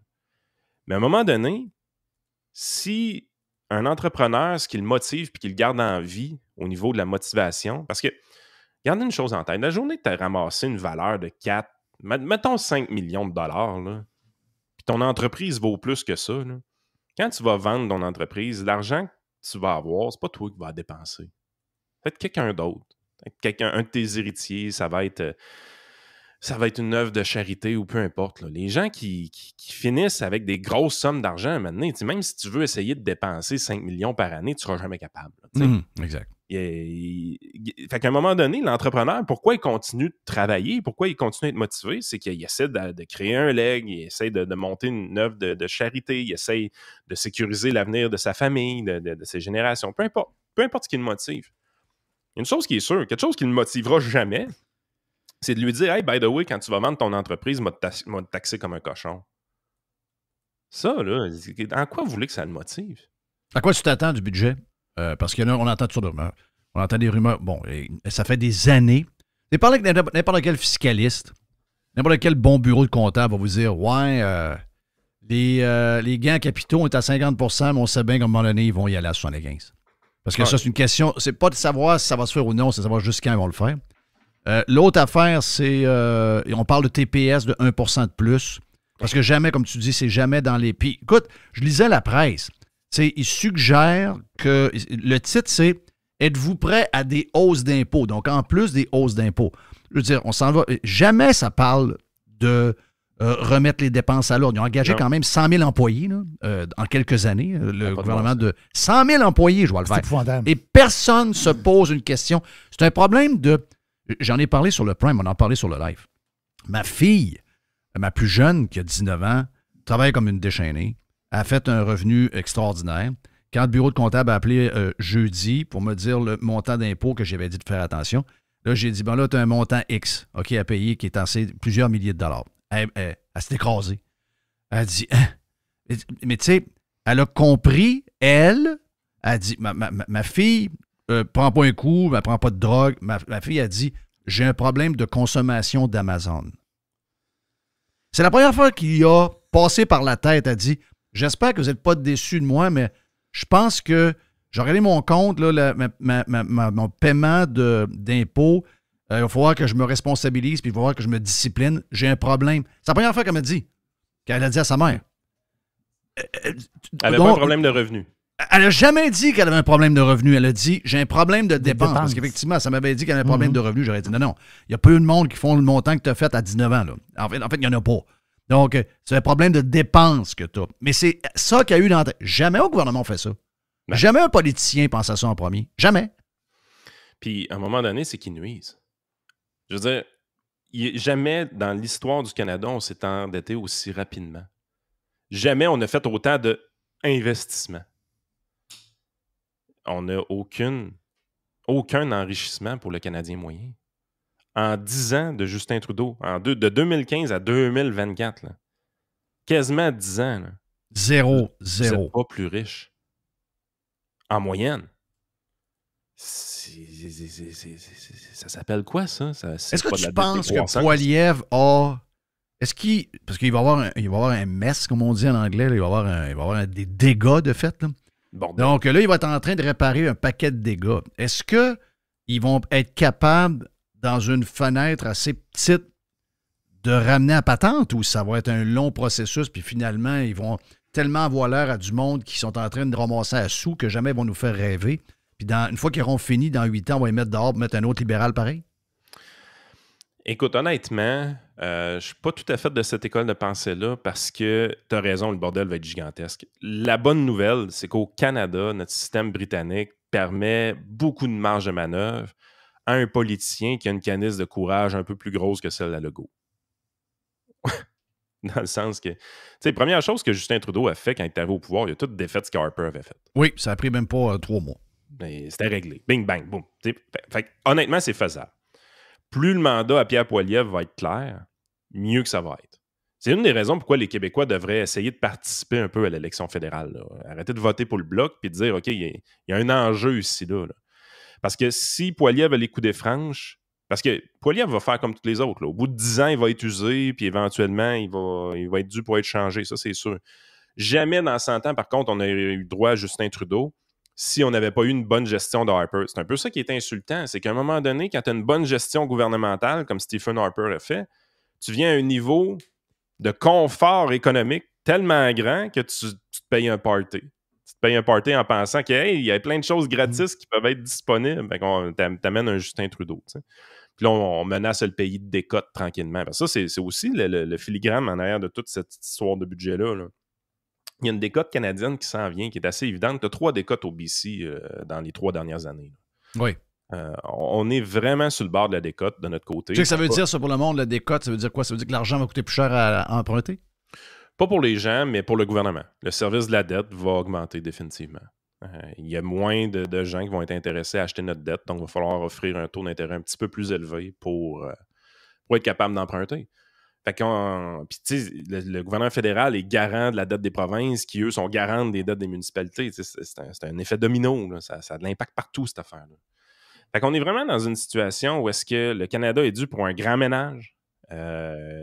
Heureusement, on est au Canada. Heureusement, on est dans une démocratie de type monarchie britannique. Si on était de type un peu plus républicaine comme aux États-Unis, ce serait beaucoup plus difficile pour Poilievre d'avoir une marge de manœuvre. Il faudrait qu'il y ait le Sénat avec lui. Il faudrait qu'il y ait la Chambre des représentants avec lui pour avoir peut-être 2 ans que ça va bien. Un peu comme Trump. Trump a eu vraiment 2 ans qu'il pouvait gouverner facilement. Tout est compliqué aux États-Unis. Au Canada, c'est facile. T'es pratiquement un tyran. Oui, aux États, il y a un côté safe au check and balance, mais en même temps, il y a un côté où la réforme est quasiment impossible. Totalement. Fait qu'au Canada, on n'a pas ça. La bonne nouvelle, c'est que c'est pas Erin O'Toole. La bonne nouvelle, c'est que c'est pas Andrew Scheer. On a réellement quelqu'un qui a le goût de laisser sa marque puis qui a le goût d'amener le Canada dans la performance puis qui a une connaissance économique de la chose qui est quand même plus grande que la moyenne des députés, généralement. Ouais. Fait que c'est pour ça que c'est facile de s'encourager pareil. C'est juste qu'à un moment donné, le temps commence à être long. 2025, on a tout out. À un moment donné, ça va faire. Là. Est-ce que tu penses qu'au niveau de l'habitation, il est capable de pousser les villes, s'ils veulent avoir leur programme d'infrastructure quelconque, etc., d'accélérer? Parce qu'à chaque fois que, regarde, j'en ai vu un tantôt, là. Je ne sais pas quel village, là, mais bon, ils veulent faire un développement de 300 maisons. Je pense que c'est Saint-Isidore. C'est à Saint-Isidore. Saint-Isidore, c'est... Christophe, c'est pas loin de Québec. Ils vont prendre des terres agricoles, ils vont monter 300 maisons, mais là, il y a... Ah, ben là, on veut pas les terres agricoles. OK, ouais. OK. Moi, je suis pas contre le système de compensation, que si, mettons, tu prends un bout de terre agricole, ben, tu vas voir en défricher quelque part ailleurs pour essayer de combler. Si vraiment sont toutes utilisées comme elles devraient être utilisées, là, ça, c'est un bout que je connais pas. Mais, tu sais, à chaque fois que quelqu'un veut développer puis qu'on veut avoir du terrain quelque part, c'est toujours non. Après ça, les gens seulement, comment ça que ma maison maintenant coûte que ça 80 000? Ben, sacrément, on ne bâtit pas de maison pour le nombre de monde qui rentre. Il manque de portes, donc l'offre et la demande, le système est fucké. Est-ce que tu penses qu'il est capable de... Parce qu'il y a beaucoup d'affaires, tu sais, il y a des réformes provinciales au niveau de la construction, il y a des histoires de terrain, il y a des histoires de permis. Hey, avant de remettre ça douette, je ne sais pas si on va être capable d'offrir à nos enfants, tes enfants qui vont vieillir à un moment donné, s'ils vont être capables d'avoir une maison en bas du $1 million, si on regarde le trend qu'on a depuis 40 ans, là, est-ce que c'est nos enfants dans 10 ans, 15 ans, une maison moyenne sera 700 000 $? Écoute, honnêtement, c'est extrêmement difficile pour Poilievre d'avoir un gros impact sur cet enjeu-là. Parce que tu l'as bien illustré, là, la plupart... En fait, le palier de gouvernement qui a le moins d'impact sur le prix de vos maisons, c'est le gouvernement fédéral. C'est un peu la magie de Pierre Poilievre d'avoir réussi à en faire un enjeu tellement central puis tellement gagnant pour lui que les gens sont tellement découragés de ce phénomène-là que peu importe ce qu'il va proposer, ils vont embarquer dans son bandwagon juste parce qu'il parle de leur sujet. Là. Mais soyons bien honnêtes, là, des trois paliers de gouvernement, celui qui a le moins d'impact sur le prix des maisons, c'est le fédéral. Soyons honnêtes. Il peut inciter des changements. Fait que si, effectivement, il embarque dans un programme qui va inciter des municipalités à changer des choses pour avoir plus de subventions fédérales, des choses comme ça, il peut avoir un impact de cette façon-là. Je pense que ça va avoir un certain impact. Ça va donner un guidance, ça va donner une direction à prendre pour bien des municipalités. Il y en a d'autres que des villes qui vont s'entêter, comme Montréal et Québec, je pense qu'ils vont s'entêter à faire des cochonneries qui ne marchent pas. Mais son impact va être quand même mitigé de ce côté-là. Il faut vraiment, vraiment être honnête. La seule chose qu'on peut espérer, c'est qu'il y ait une contagion au niveau provincial sur ce dossier-là. Un grand réveil de la CAQ. Parce que, t'as peu, justement, la gang à Québec, là, le gouvernement provincial, dans lequel probablement, lui, il repose beaucoup de choses sur ses épaules. La construction, le dézonage, les terrains. Tu sais, moi, l'histoire des terrains protégés par la CPTAQ, il n'y a jamais eu d'agriculture. Ça, c'est les premiers terrains qui devraient sauter, puis vite pour ça. Donc, mais ça semble pas un sujet parlé par Legault et la CAQ. Zéro, cette affaire-là. Tu sais, puis à un moment donné, il y a des histoires qu'on oublie de raconter. Tu sais, on nous dit vraiment que les problèmes de maison, c'est Vancouver, Toronto, Montréal, les grosses villes, c'est tough, manque de place. C'est dur de parler de manque de place à Québec, on s'entend, là. Très difficile d'aller de ce côté-là. Mais on oublie tout le temps pourquoi il y a des grosses villes canadiennes qu'on passe par-dessus rapidement. Genre Calgary. Puis Edmonton. Oui. Parce qu'il n'y a pas de problème de logement. Là. Parce que ils ont une vision un peu plus texane puis floridienne de comment on développe des maisons. Il y a une demande, go. Ah ouais. Amène le bulldozer puis ouvre les terrains. Pourtant, c'est des places que l'agriculture est vachement importante d'un point de vue sécurité alimentaire canadienne. Vraiment? L'agriculture est vachement importante en Alberta. Ensuite de ça, l'autre point, il y a une migration interprovinciale positive dans cette province-là. Une des seules provinces canadiennes qui a une migration interprovinciale positive. Nous autres, la nôtre est négative depuis 1972. À chaque année, il y a plus de gens qui quittent le Québec pour une autre province canadienne qu'il y en a d'une autre province qui viennent chez nous. Ben, en Alberta, sans même parler d'immigration internationale, ils ont plus de gens que partout ailleurs qui rentrent dans leur province pour aller travailler là. Donc, ils ont un flot de migrants interprovinciaux très importants. Ils ont aussi un flot d'immigrants internationaux important, plus grand que celui du Québec, by the way. Ben, pas en termes de nombre, mais en termes par rapport à la population, en pourcentage.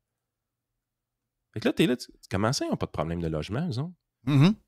C'est qui va en parler à un moment donné qu'on a une province canadienne riche, la plus riche au pays, qui a un secteur pétrolier qui est très, très, très dynamique, qui reçoit beaucoup de migration interprovinciale, beaucoup de migration internationale, puis que le prix des logements n'est pas si pire que ça. Par rapport à leur richesse, c'est encore plus une joke. Ben oui. C'est quand est-ce qu'on va en parler? On n'en parlera pas. On n'en parle jamais. Ils ne veulent pas en parler. Il a le bug. Ils veulent parler de Vancouver, ils veulent parler de Toronto, puis quand ils regardent Vancouver et Toronto, ils disent « Ah, ben Montréal, c'est pas si pire. Ah, à Québec, c'est pas si pire. » Écoute bien, là. J'ai vu, je sais pas si vous avez vu le tableau, là. Mais les différentes régions, on peut regarder Montréal, Québec. Mais si vous regardez Trois-Rivières, Sherbrooke, Saguenay, tous ces endroits-là, c'est les endroits depuis quelques années où les maisons ont doublé. Là. La maison de 180 000 est à 360 000. Là. Oui. Ah, ça, même en Gaspésie, là, je veux dire, il y a du monde que j'ai rencontré récemment, il me disait, écoute, historiquement, les maisons étaient entre 40 et 80 000. C'est une région qui se vidait. Oui. Mais là, ces mêmes maisons-là, on parle de 250. Exact. Parce qu'avec le télétravail et les retraites, on s'est ramassé dans une disposition où est-ce qu'il y a des gens qui étaient peut-être un peu serrés financièrement ou qu'il y avait un salaire de la ville qui pouvait aller gagner ailleurs maintenant. Puis il y a un retour aux régions qui se fait pour les retraités puis les travailleurs en télétravail. Puis c'est un move qui était payant, qui devient de moins en moins payant parce que finalement, là, les maisons commencent à se trader aussi à des prix de fou. Et on souhaite en plus finir là-dessus, on souhaite pas de guerre avec l'Iran, Israël, les Américains qui embarquent là-dedans, la Russie qui embarque de l'autre bord avec la Chine, etc. Tout pour faire monter le baril de pétrole à 125-130 piastres. Et là, on a zéro jeu pour ça en ce moment. Là. Il y a 0-0-0. Je suis 100% d'accord. Puis le bug qu'on a, c'est que là, il y a une tendance qui se dessine. Les pays belligérants testent le bonhomme. Oui. Biden se fait tester. Oui. Et ça va pas dans la direction qu'on veut. À un moment donné, rappelez-vous, sous Trump, là, Israël puis Gaza, puis les Palestiniens, ça se parlait. Bon, il n'y avait rien de réglé. Là. Ça se parlait. Ça se tapait pas dessus. Ça se parlait. Les deux Corées se parlaient. Poutine était tranquille. Oui. L'Iran avait essayé de fucker le chien puis il a fait pipi gazette dans le temps de le dire. Tandis que Biden lui a donné 6 milliards à l'Iran qui se sont servis pour acheter des drones. Ouais. Je veux dire, ça, honnêtement, normalement, la prochaine élection américaine devrait être sur l'enjeu de la politique internationale. C'est sûr. Ça va être beaucoup ça. Normalement, c'est pas le cas. Normalement, la politique intérieure est super importante, mais là, on a un enjeu de politique internationale. Le bonhomme se fait tester, puis sa réaction ne déterre absolument pas les opposants présentement à se calmer. Puis si vraiment l'hégémonie américaine est terminée, si vraiment le free-for-all peut vraiment embarquer partout sur la planète puis que le gendarme américain ne peut pas contrôler le monde... ça sera pas beau, là. Ben, c'est que tout le monde va s'essayer. C'est ça, exact. On ne veut pas que les Américains soient la police. Des fois, ça énerve le monde, mais s'il n'y a pas de police, ça va être l'anarchie, là. C'est clair que ça va être anarchie. Puis en tout cas, je pense qu'il est tôt pour déterminer une tendance très, très, très claire. Prof. Caron ne sera pas d'accord avec moi là-dessus. Lui le chemin est déjà tracé dans sa tête. Les deux Corées vont commencer à se taper dessus dans pas long. Mais je veux dire, sa théorie, elle commence à faire du sens pareil. Puis on n'a pas eu ça sous Trump. Tout le monde est conscient que j'ai jamais été un partisan de Trump. Là. Exact. Je sais, ça, tu l'as toujours dit. En politique internationale, je suis capable de dire, par contre, qu'il était sa coche, le monsieur. Ah oui, puis il l'a dit encore fin de semaine. Il dit, garde, il dit, moi, si je suis là, pas de même qu'on va faire ça. Là. On ne fait pas de même. D'abord, l'Iran n'aurait jamais fait ça. Pour telle ou telle raison. Là, tout le monde dit, ouais, c'est pas correct, c'est irresponsable de dire ça. Ouais, mais tu es obligé de dire qu'il y a eu 4 ans. C'est pas un gars qui arrive de nulle part. Là. Il a été 4 ans président. Et au niveau, il n'y a pas de guerre. Il n'y a pas eu de guerre. Il y a du monde. De toute façon, c'est pas lui qui décide. Tout le monde comprend ça. Là. Je veux dire, dans le staff de qualité qu'il y avait, là, ces décisions-là lui ont été présentées. Lui a tranché à la fin, mais c'est pas lui qui a monté le plan. Là. Non, arrêtez. Là. Yann Sénéchal, votre conseiller.net, vous avez besoin de lui ou encore par podcast avec Frank. Thank you, man. Bonne semaine. On se reparle lundi. On vient dans un instant avec Fred Raymond. On parle du Masters, gagné par le grand Scheffler en temps plein. Qui a gagné hier. Ben oui, il gagne tout le temps. Every hour. Juste du bon stock. Radio. Jeff Fillion. On devait jaser avant le Masters, mais regarde, c'est aussi le fun de jaser après. Notre chum Fred Raymond est avec nous autres. Et les bébés, hein, il y a des priorités. Quand les bébés sont malades ou quelque chose, il faut y aller. Oui, les vaccins. Les vaccins, jeudi, les boys. Des gros... 4 vaccins. Pauvre Juliette. Oh, pas de suite. 4 vaccins de back-to-back. 2 dans la cuisse, 2 dans le bras. Oui, il y a des adultes qui seraient même pas capables de faire ça. C'est vrai. Non, mais les bébés sont forts. Les bébés sont très forts. Puis, t'as-tu aimé ton week-end de golf? D'abord, Fred, avant. Fred Raymond de la Tempête, comment les terrains sont sortis avec l'hiver, doux, peu de neige, etc.? Comment ça a sorti? Vraiment bien, tout le monde. On a des bonnes nouvelles concernant les conditions de jeu au Québec. Je me suis fait dire que l'Abitibi, peut-être que les terrains ont eu un hiver un peu plus difficile, mais pour le reste, franchement, à tous les collègues à qui je parle, on va avoir des belles conditions de jeu cet été assez rapidement. On s'attend toujours, nous, on espère le plus de neige possible. Tu le sais, Jeff, on veut un isolant naturel qui nous protège des intempéries. Cet hiver, pas beaucoup de neige dans la région de Québec. On a eu l'hiver au mois de mars, mais pas beaucoup de froid, pas beaucoup de verglas, pas beaucoup de grandes pluies suivies de nuits très froides. Donc, il n'y a pas eu d'accumulation de glace. C'est la glace qui est le pire pour les terrains. Oui, mais la glace, ça fait suffoquer le gazon. Hein. C'est le gazon... Des gaz qui se dégagent de ça. Pour en faire une image facile, il respire le gazon, c'est un être naturel. Donc, à travers la neige, les gaz sortent, tandis qu'avec la glace, glace, à travers la glace, puis il suffoque, puis il meurt. Donc, on veut pas de glace. Cet hiver, honnêtement, ça a été assez doux, puis tous les signaux sont très, très encourageants présentement. Wow. Fun, ça, hein? Ton week-end du Masters, avec le grand Scheffler en temps plein, qui gagne tous les tournois qui commencent. Moi, j'ai vu à Orlando, je l'ai vu le vendredi, j'étais avec Dave, justement. J'ai dit, c'est sûr que ce gars-là, c'est le grand fatigant-là, même s'il est 4 en arrière, va gagner. Il gagne tout le temps. Samedi, à un moment donné, j'étais chez un voisin, je pars d'ici, il est genre 2 shots en avant, j'arrive, on ouvre la TV, à un moment donné, on voit ça, hop, il est 2 shots, 3 shots en arrière. Pas grave, il va gagner pareil. Il est trop fort, le grand. Ça n'a pas de bon sens. Moi, je me rends compte que je vais passer à l'église. Là. Il y a quelque chose. Je suis pas assez croyant. God. Franchement, Scotty Scheffler, puis ça me ferait que tu parles de notre ami Dave. Dave, qui est probablement l'un de mes chums qui suit le plus les différents pools, les différents paris sportifs qui peuvent exister dans le monde du golf et dans toutes les... Il était favori, Scheffler, là. Oui, puis là... Il était favori, donc c'était pas un... C'est mettre un 20$ sur Scheffler, c'était pas payant. Là. Ben non, c'est pas. Pour vrai, c'est pas zéro payant. Mais là, on a envie de se partir un pool pour notre retraite. On va se mettre à la gang, tous les pirates ensemble, ça vous tente. Puis on va gager sur Scotty Scheffler à chaque tournoi. OK. Juste sur lui. Oui. Fait qu'on va voir où ça nous mène. Ça va durer combien de temps, tu penses? Sérieusement, je ne sais pas, les gars, si vous vous rappelez d'une run aussi dominante dans le monde du golf depuis Tiger Woods. Mais présentement, ce qui se passe, c'est qu'on a un joueur qui joue tout seul. Hey, le golf, c'est pas facile, là. Hey, mais j'ai une question pour vous autres. Vous étiez là-dedans, les paris sportifs, là. Dave Portnoy de Barstool a fait... il était craqué, là, à un moment donné, là. Je le suivais en 20 semaines. Quand il écoute son golf, quand il écoute du basket, il est fatigant, mais quand il écoute son golf, je pense qu'il est encore plus fatigant. Il a quand même fait 1,3 milliard avec la victoire de Scheffler. Combien? Pas 1,3 milliard, 1,3 million de dollars. Il a fait 1,3 million. Donc, combien il a mis pour faire 1,3 million? C'est quoi la cote? La cote, c'était, dépendant des places, c'était 4 fois ou 5 fois mise. Oh. OK. Quand même. Mais c'est du golf, OK. Hein? C'est du golf. La face, là, tu dis, par après, de dire, j'aurais dû mettre, t'aurais dû mettre 1000$. Ouais, un peu, là. Là, j'ai un joueur, là. On s'entend-tu, là? Parce qu'en arrière, il y en avait plein d'autres, là. À 6, 7, 8, 9 fois à mise, il y en avait plein, là. Mais vois-tu, le Masters, c'est très unique par rapport aux autres tournois de golf, et particulièrement aux autres tournois majeurs. Puis moi, j'ai trouvé en fin de semaine... Tiger est à 1600. Il manquait de joueurs. Il manquait de joueurs au Masters. Là, cette année, il y avait 90 joueurs, je pense, puis...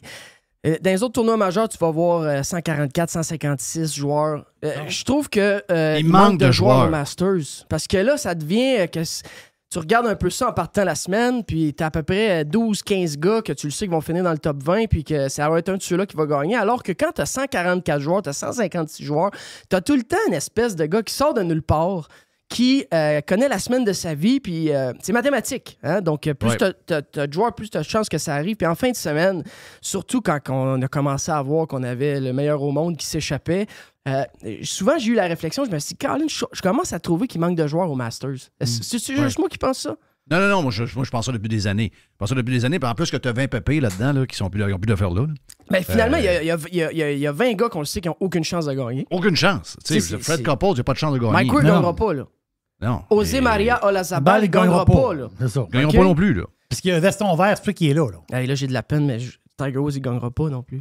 T'as un peu, là. Il y a un débat d'ouvert, là. Mon chum de Dieu, lui, il est craqué, il pense qu'il va gagner encore. Moi, je lui dis, c'est fini. Même d'ailleurs que pour sa legacy, j'arrêterais, là. Ouais, je connais ton opinion là-dessus. J'étais quand même impressionné jeudi, vendredi, dans les conditions que c'était. Sauf que samedi, je regardais ça, je me disais, là, fais pas ça à tout l'historique que tu as bâti. Fais pas ça. À un moment donné, J'admire sa détermination, j'admire son désir d'être là, j'admire son désir de vouloir penser qu'il peut gagner encore. Mais à un moment donné, tu sais, Gretzky, à 50 ans dans la Ligue nationale, ne peut plus jouer. Là. Ouais, je suis un peu déchiré, Jeff. Moi, je vais te dire une affaire, une réflexion que j'ai eue par rapport à ça, c'est que la différence entre un sport individuel et un sport d'équipe, c'est que dans un sport d'équipe, les gars, à un moment donné, ils se font juste tasser parce qu'ils sont pas assez bons, puis l'équipe veut gagner. Dans le sport individuel, tu peux rester accroché longtemps. Ça, il a fini dernier.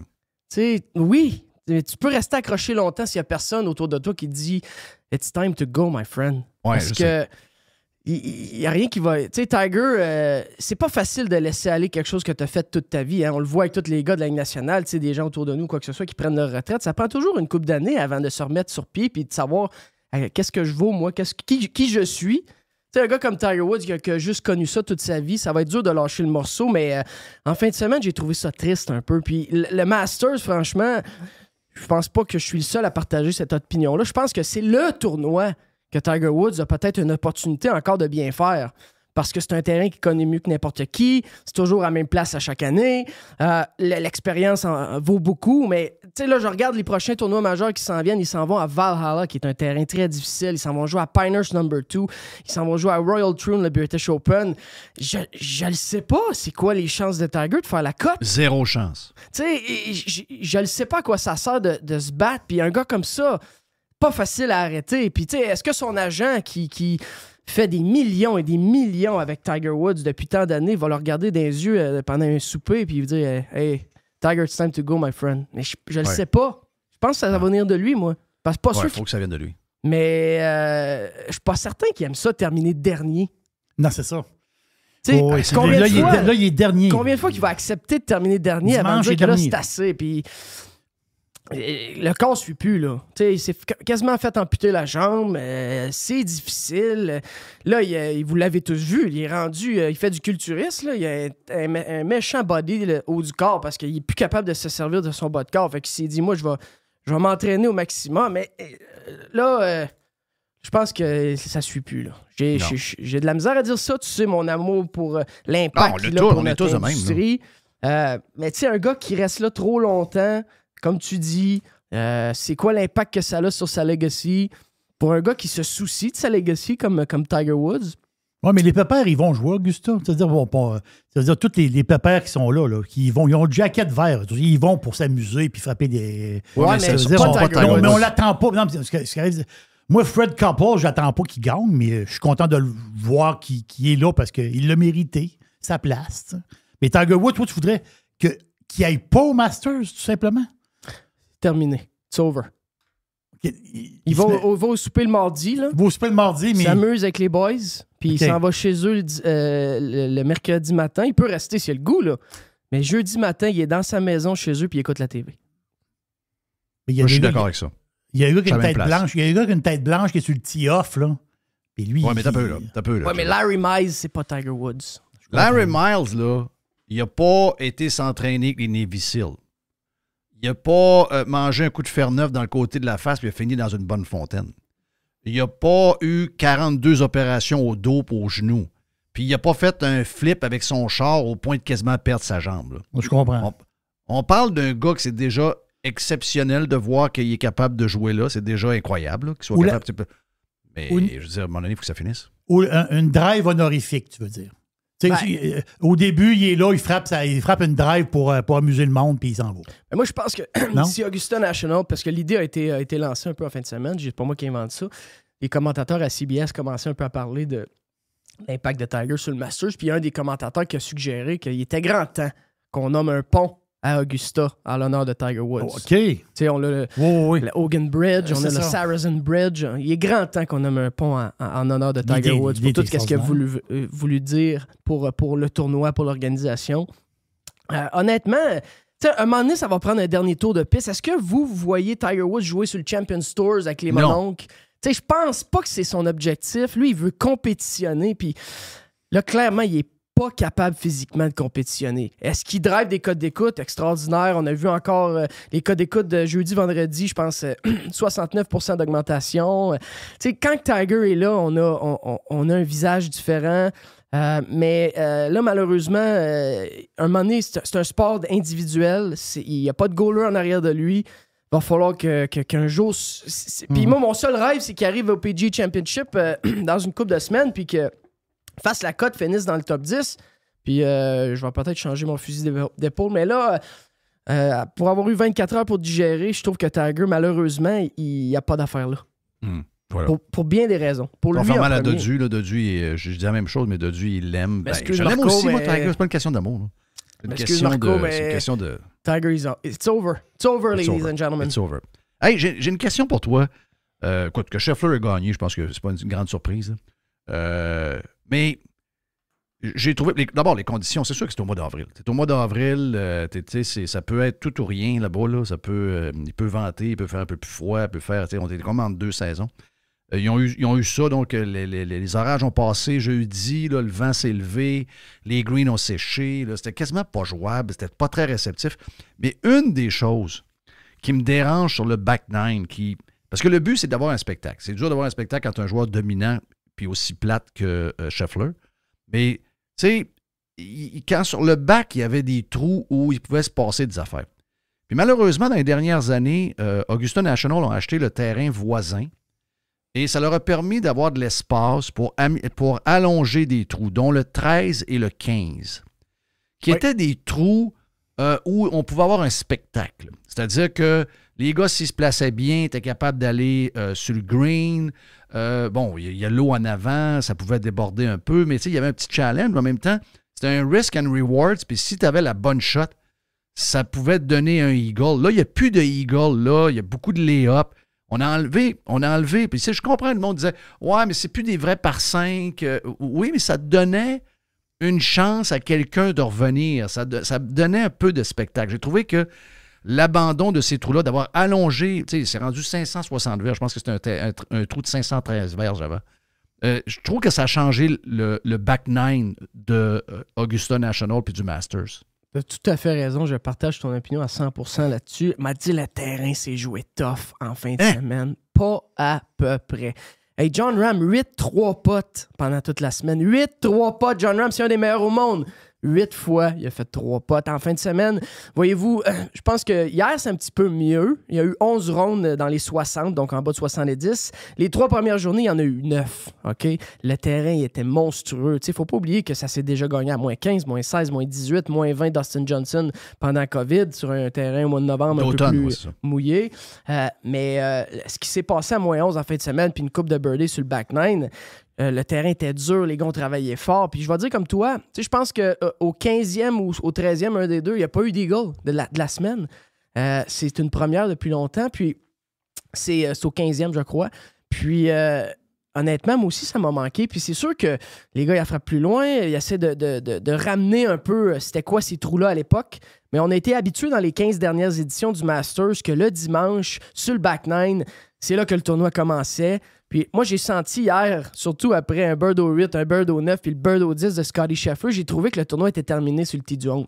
Oui. Puis ça, ben, c'est sûr que pour le fan de golf qui a envie de voir du spectacle, le 13 et le 15 n'ont pas joué leur rôle en fin de semaine. Il n'y a pas eu de swing, il n'y a pas eu de coups spectaculaires. Il y a eu Bryson DeChambeau qui a fait un fou de lui un peu le samedi, mais sinon, ça n'a pas été le site de. Je comprends qu'à cause du front froid, les vents nuisaient à ce trou-là. Puis il y a d'autres années, si, mettons, les températures sont autrement puis que le vent est sud-est, qui est un vent plus normal, ben là, le trou change. Je comprends ces affaires-là, mais je trouve que peut-être qu'il aurait dû set-upper le tee-off en fonction de ça, justement, pour essayer de donner du spectacle. Mais trouves-tu que la PGA... parce que la PGA a un problème. Au-delà de Tiger puis de Liv, OK? Puis là, ben, la rumeur circule que, tu sais, on a vu... c'était bizarre de voir Greg Norman marcher pour suivre le trio de Rory McIlroy, alors que Norman était un simple patron. Donc, il est rentré avec son billet, même si, malgré toute l'histoire que Norman a... à Augusta National. Donc, il suivait. Et là, ben, la rumeur est repartie. Dans les journaux britanniques, ça est reparti hier, comme de quoi qu'on aurait une annonce cette semaine, comme de quoi que Rory McIlroy signerait une entente avec Liv de 850 millions de dollars. Rory, encore une fois, a eu un week-end ordinaire à Augusta National depuis qu'il a passé proche de gagner et qu'il s'est perdu le dimanche. Il n'a jamais été capable mentalement de bien jouer.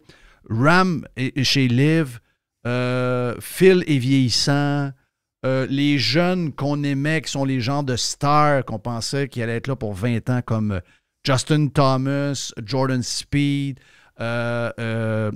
aussi Ricky Fowler. Ricky a pas mal joué les 2 derniers jours. Il s'est glissé dans le top 25. Les autres n'étaient pas là. Donc, tu te ramasses avec des gars plus ou moins connus et surtout pas très spectaculaires. Scheffler, zéro spectaculaire. Manque de controverse. Ça manque de... Comme on va prendre Jerry. Ça manque de personnages. Est-ce qu'on s'entend? Oui, certainement. Mais il y a bien des affaires là-dedans. Puis moi, la première chose que j'ai envie de te dire, je ne sais pas si Scottie Scheffler va faire une lettre de remerciement qui va m'aller à Greg Norman pour le remercier des 12 653 735 qu'il a encaissé sur le parcours au courant des 35 derniers jours. Oui. Le PGA Tour n'a jamais distribué, puis là, vous allez me dire, ouais, le Masters, c'est pas le PGA Tour, d'accord, mais le PGA Tour n'a jamais distribué autant d'argent que présentement. Pourtant, les codes d'écoute sont dans un fond de baril. Au moment où on se parle, les tournois sont ennuyeux. Vous savez que ça me fait mal au cœur de dire ça ouvertement, mais les tournois sont ennuyeux. On a des no-names qui gagnent. Il est grand temps qu'il y ait quelque chose qui se passe. Présentement, les 4 tournois majeurs sont encore hyper excitants. La valeur d'avoir les meilleurs joueurs au monde qui compétitionnent l'un contre l'autre à une place comme Augusta National, quelle valeur incroyable pour notre industrie. Mais là, malheureusement, on a un peu perdu ça week-in and week-out sur le PGA Tour en raison des différents tours, en raison de Live Golf, puis en raison du fait que à un moment donné, l'argent parle, et puis il va falloir qu'il se passe quelque chose parce que c'est triste un peu. Là. Tu regardes des tournois qui étaient fort intéressants dans les dernières années. C'est rendu, écoutez, même moi qui suis ça à temps plein, il y a des gars que je connais pas.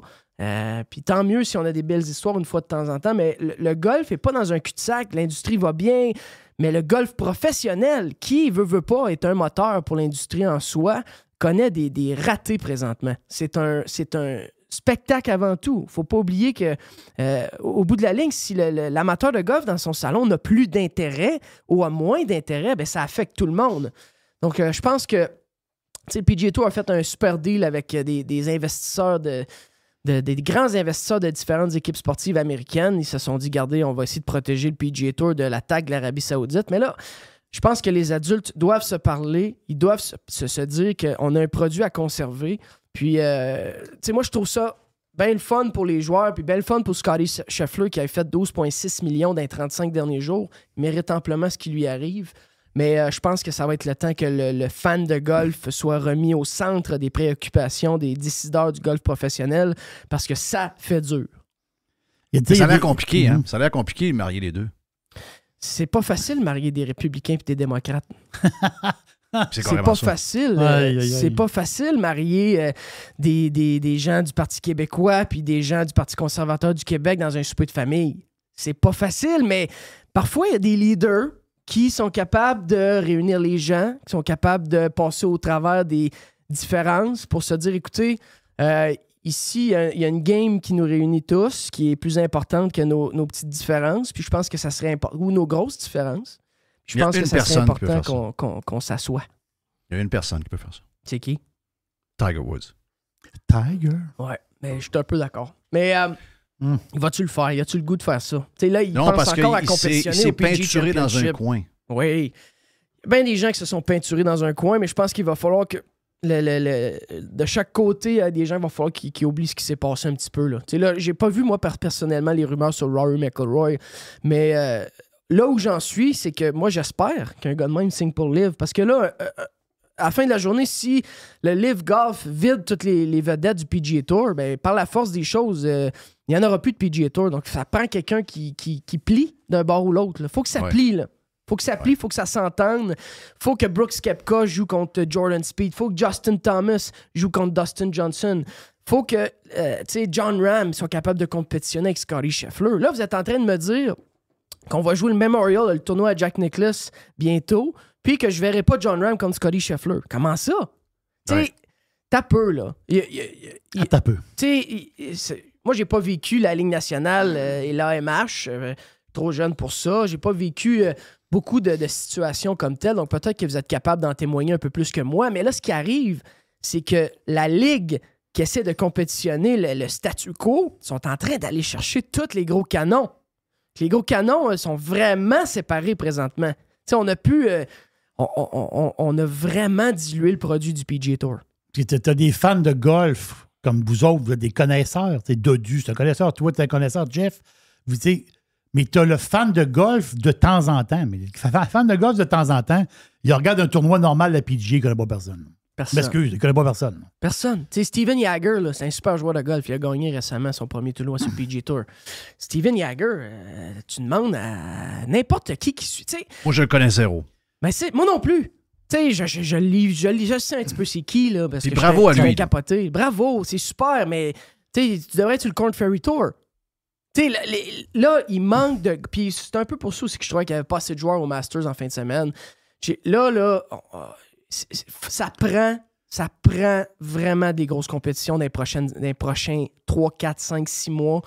C'est une année de President's Cup, malheureusement, c'est pas une année de Ryder Cup. Donc, l'intérêt, encore une fois, premièrement, ça va être écœurant, la President's Cup pour nous, les Canadiens, puis surtout les Québécois, parce que c'est à Montréal cette année. Manquez pas ça. Ça va être écœurant. C'est-tu Zach Johnson qui est le capitaine? Non, c'est Jim Furyk qui est le capitaine cette année. Zach, il s'est pas fait aimer. Non, Zach, ça va pas bien. Hein? Non, ça va pas bien. Depuis l'année passée, Zach se fait écœurer. Ça va pas bien. Là. Il y a pas depuis la Ryder Cup. Oui, full swing number 2, là, ça n'a pas été ça. Il n'a pas paru comme un king tant que ça. Là, la caméra l'a poigné. Oui, en fin de semaine. Là, il a envoyé chier le monde. Est-ce que lui, il dit non, j'ai pas envoyé chier le monde? OK, je vais défendre Zach Johnson, OK? Moi, je trouve ça cave en jouant le vert quand tu sais que le gars vient de faire un trip et que t'applaudis. Tu mérites de te faire envoyer chier. Je comprends, t'es à Augusta, c'est des patrons, c'est des ci, c'est des ça. Mais le monde peut se... On a encore aujourd'hui le droit d'être civilisé. Là. Je comprends que tout change. Là. Le monde arrive avec des t-shirts au golf, avec des chandails qui sortent de la calotte à l'envers et tout. Sauf que il y a une genre de... Tu sais, le gars, il vient de faire un trip. Écœure pas. Mais des gars de mauvais caractère, moi, je n'haïs pas ça. Dans le sens que, tu sais... McEnroe, il gueulait après l'arbitre. Là. Tu dis, ouais, il exagérait McEnroe dans le temps au tennis. Je comprends, mais Calvados, il y avait... Quand tu disais, ce soir, il y a un match de tennis, puis c'est McEnroe contre Connors, tu l'écoutais, là. Moi, quand il a dit fuck off, j'ai dit yes, sir. Tiens-toi. Il va mettre la cote, mais il est en crise. Mais qu'est-ce que tu veux que je te dise? Mais je comprends ce que tu veux. Mais, on veut des personnages, on veut du monde avec. Je dis pas de sacrée à journée longue, là, c'est pas ça, là, mais c'est ça, tu peux avoir une certaine réaction à un moment donné. Scheffler, là. On se demande si c'est pas une intelligence artificielle. Non, mais tu sais, les gars... On se demande, ils sont où ils filent? Là? Regarde, moi, c'est un robot. Je m'ostine avec mes chums souvent là-dessus, mais moi, ce qui m'excite dans... Tu sais, faut pas oublier que le sport professionnel, tout sport confondu, c'est une business. Là. Puis ton client, c'est le fan. Fait que, tu sais, moi, quand Piquet Souban, ils l'ont échangé en Nashville, excusez-moi, mais j'étais en Christophe. Parce que moi, j'écoutais le hockey pour voir un gars de même hallucinant. Ben moi aussi. Qui a de l'émotion, qui faisait. Oui, il dérangeait tout le monde, puis des fois, il dérangeait ses propres coéquipiers, mais tabarouette, il était le fun à regarder. Et moi, j'aime ça regarder. Ils ont pensé à la musique dans la chambre avant de penser aux fans. Exact. C'est ça qu'ils ont fait quand ils ont échangé. Là. Oui. C'est sûr que Scotty Scheffler, là, je me suis dit ce matin, à partir de 2 vestons verts, Jerry, je suis obligé de l'aimer. Je comprends, oui, c'est ça. Je suis obligé de commencer à l'aimer un petit peu. Là, il a gagné il y a 2 ans, puis là, il gagne cette année. Je suis obligé d'aimer Scotty Scheffler un peu, il est trop bon. Mais c'est pas Scotty Scheffler qui move the needle. Non, exact. Pas bon pour l'industrie tant que ça. Hier, là, quand j'ai su que sa blonde était sur le bord de déclencher, je voulais qu'elle soit déclenchée vers 7h, 7h15. Parce qu'il avait dit que si jamais elle commençait à avoir son travail, il allait partir. Ben oui. D'après moi, t'avais une coupe de gars en arrière de lui sur le leaderboard qui pensait comme toi. C'est clair. Si, elle va s'accoucher. Ah ouais, Meredith, comment? Ouais, mais go, Meredith. Mais, hey, on le sait comment ça va finir. Ça va finir que Liv va bouffer la PGA. C'est une question de cash. T'sais, là, ils ont mis un plaster avec une coupe de gars des Red Sox puis patentes de même. Ils ont mis 1 milliard, 2 milliards là-dedans. Mais on sait que l'autre, eux autres, là, c'est jusqu'à la fin. On le sait que ça va finir.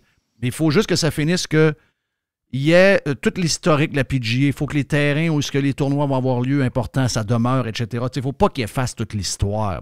Puis il faut qu'ils gardent même quasiment le nom PGA dans le nouveau Mais nom. je pense que vraiment, c'est là. pas dans l'intérêt de personne de faire ça, tu sais. Non, C'est pas dans exact. l'intérêt de Live Golf d'écraser toute la valeur historique du PGA Ben non, Tour. c'est ça qu'ils veulent acheter.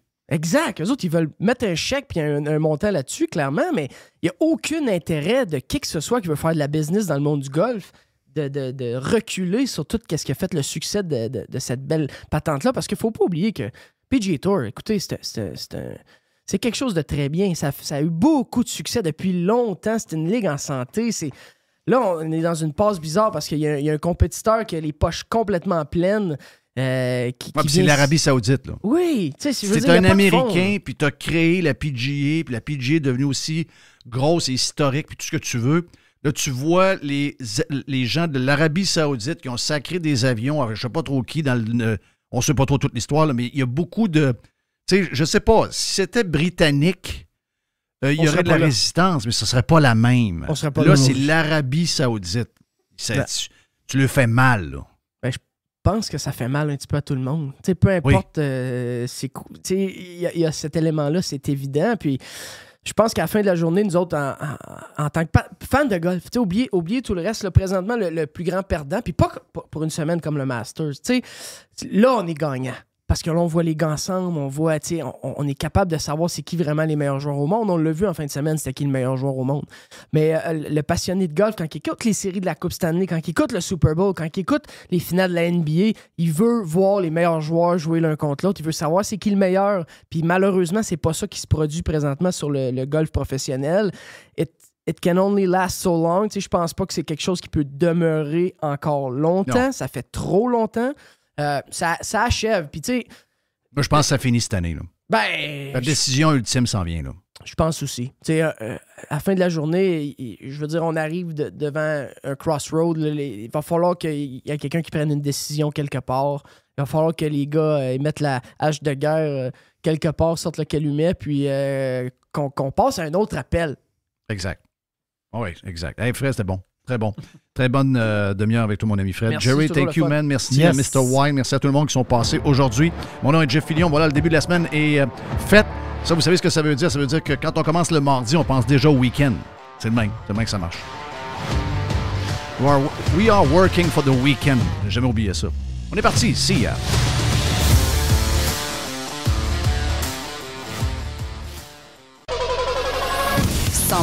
Pirate. Pirate. Radio Pirate. Pirate.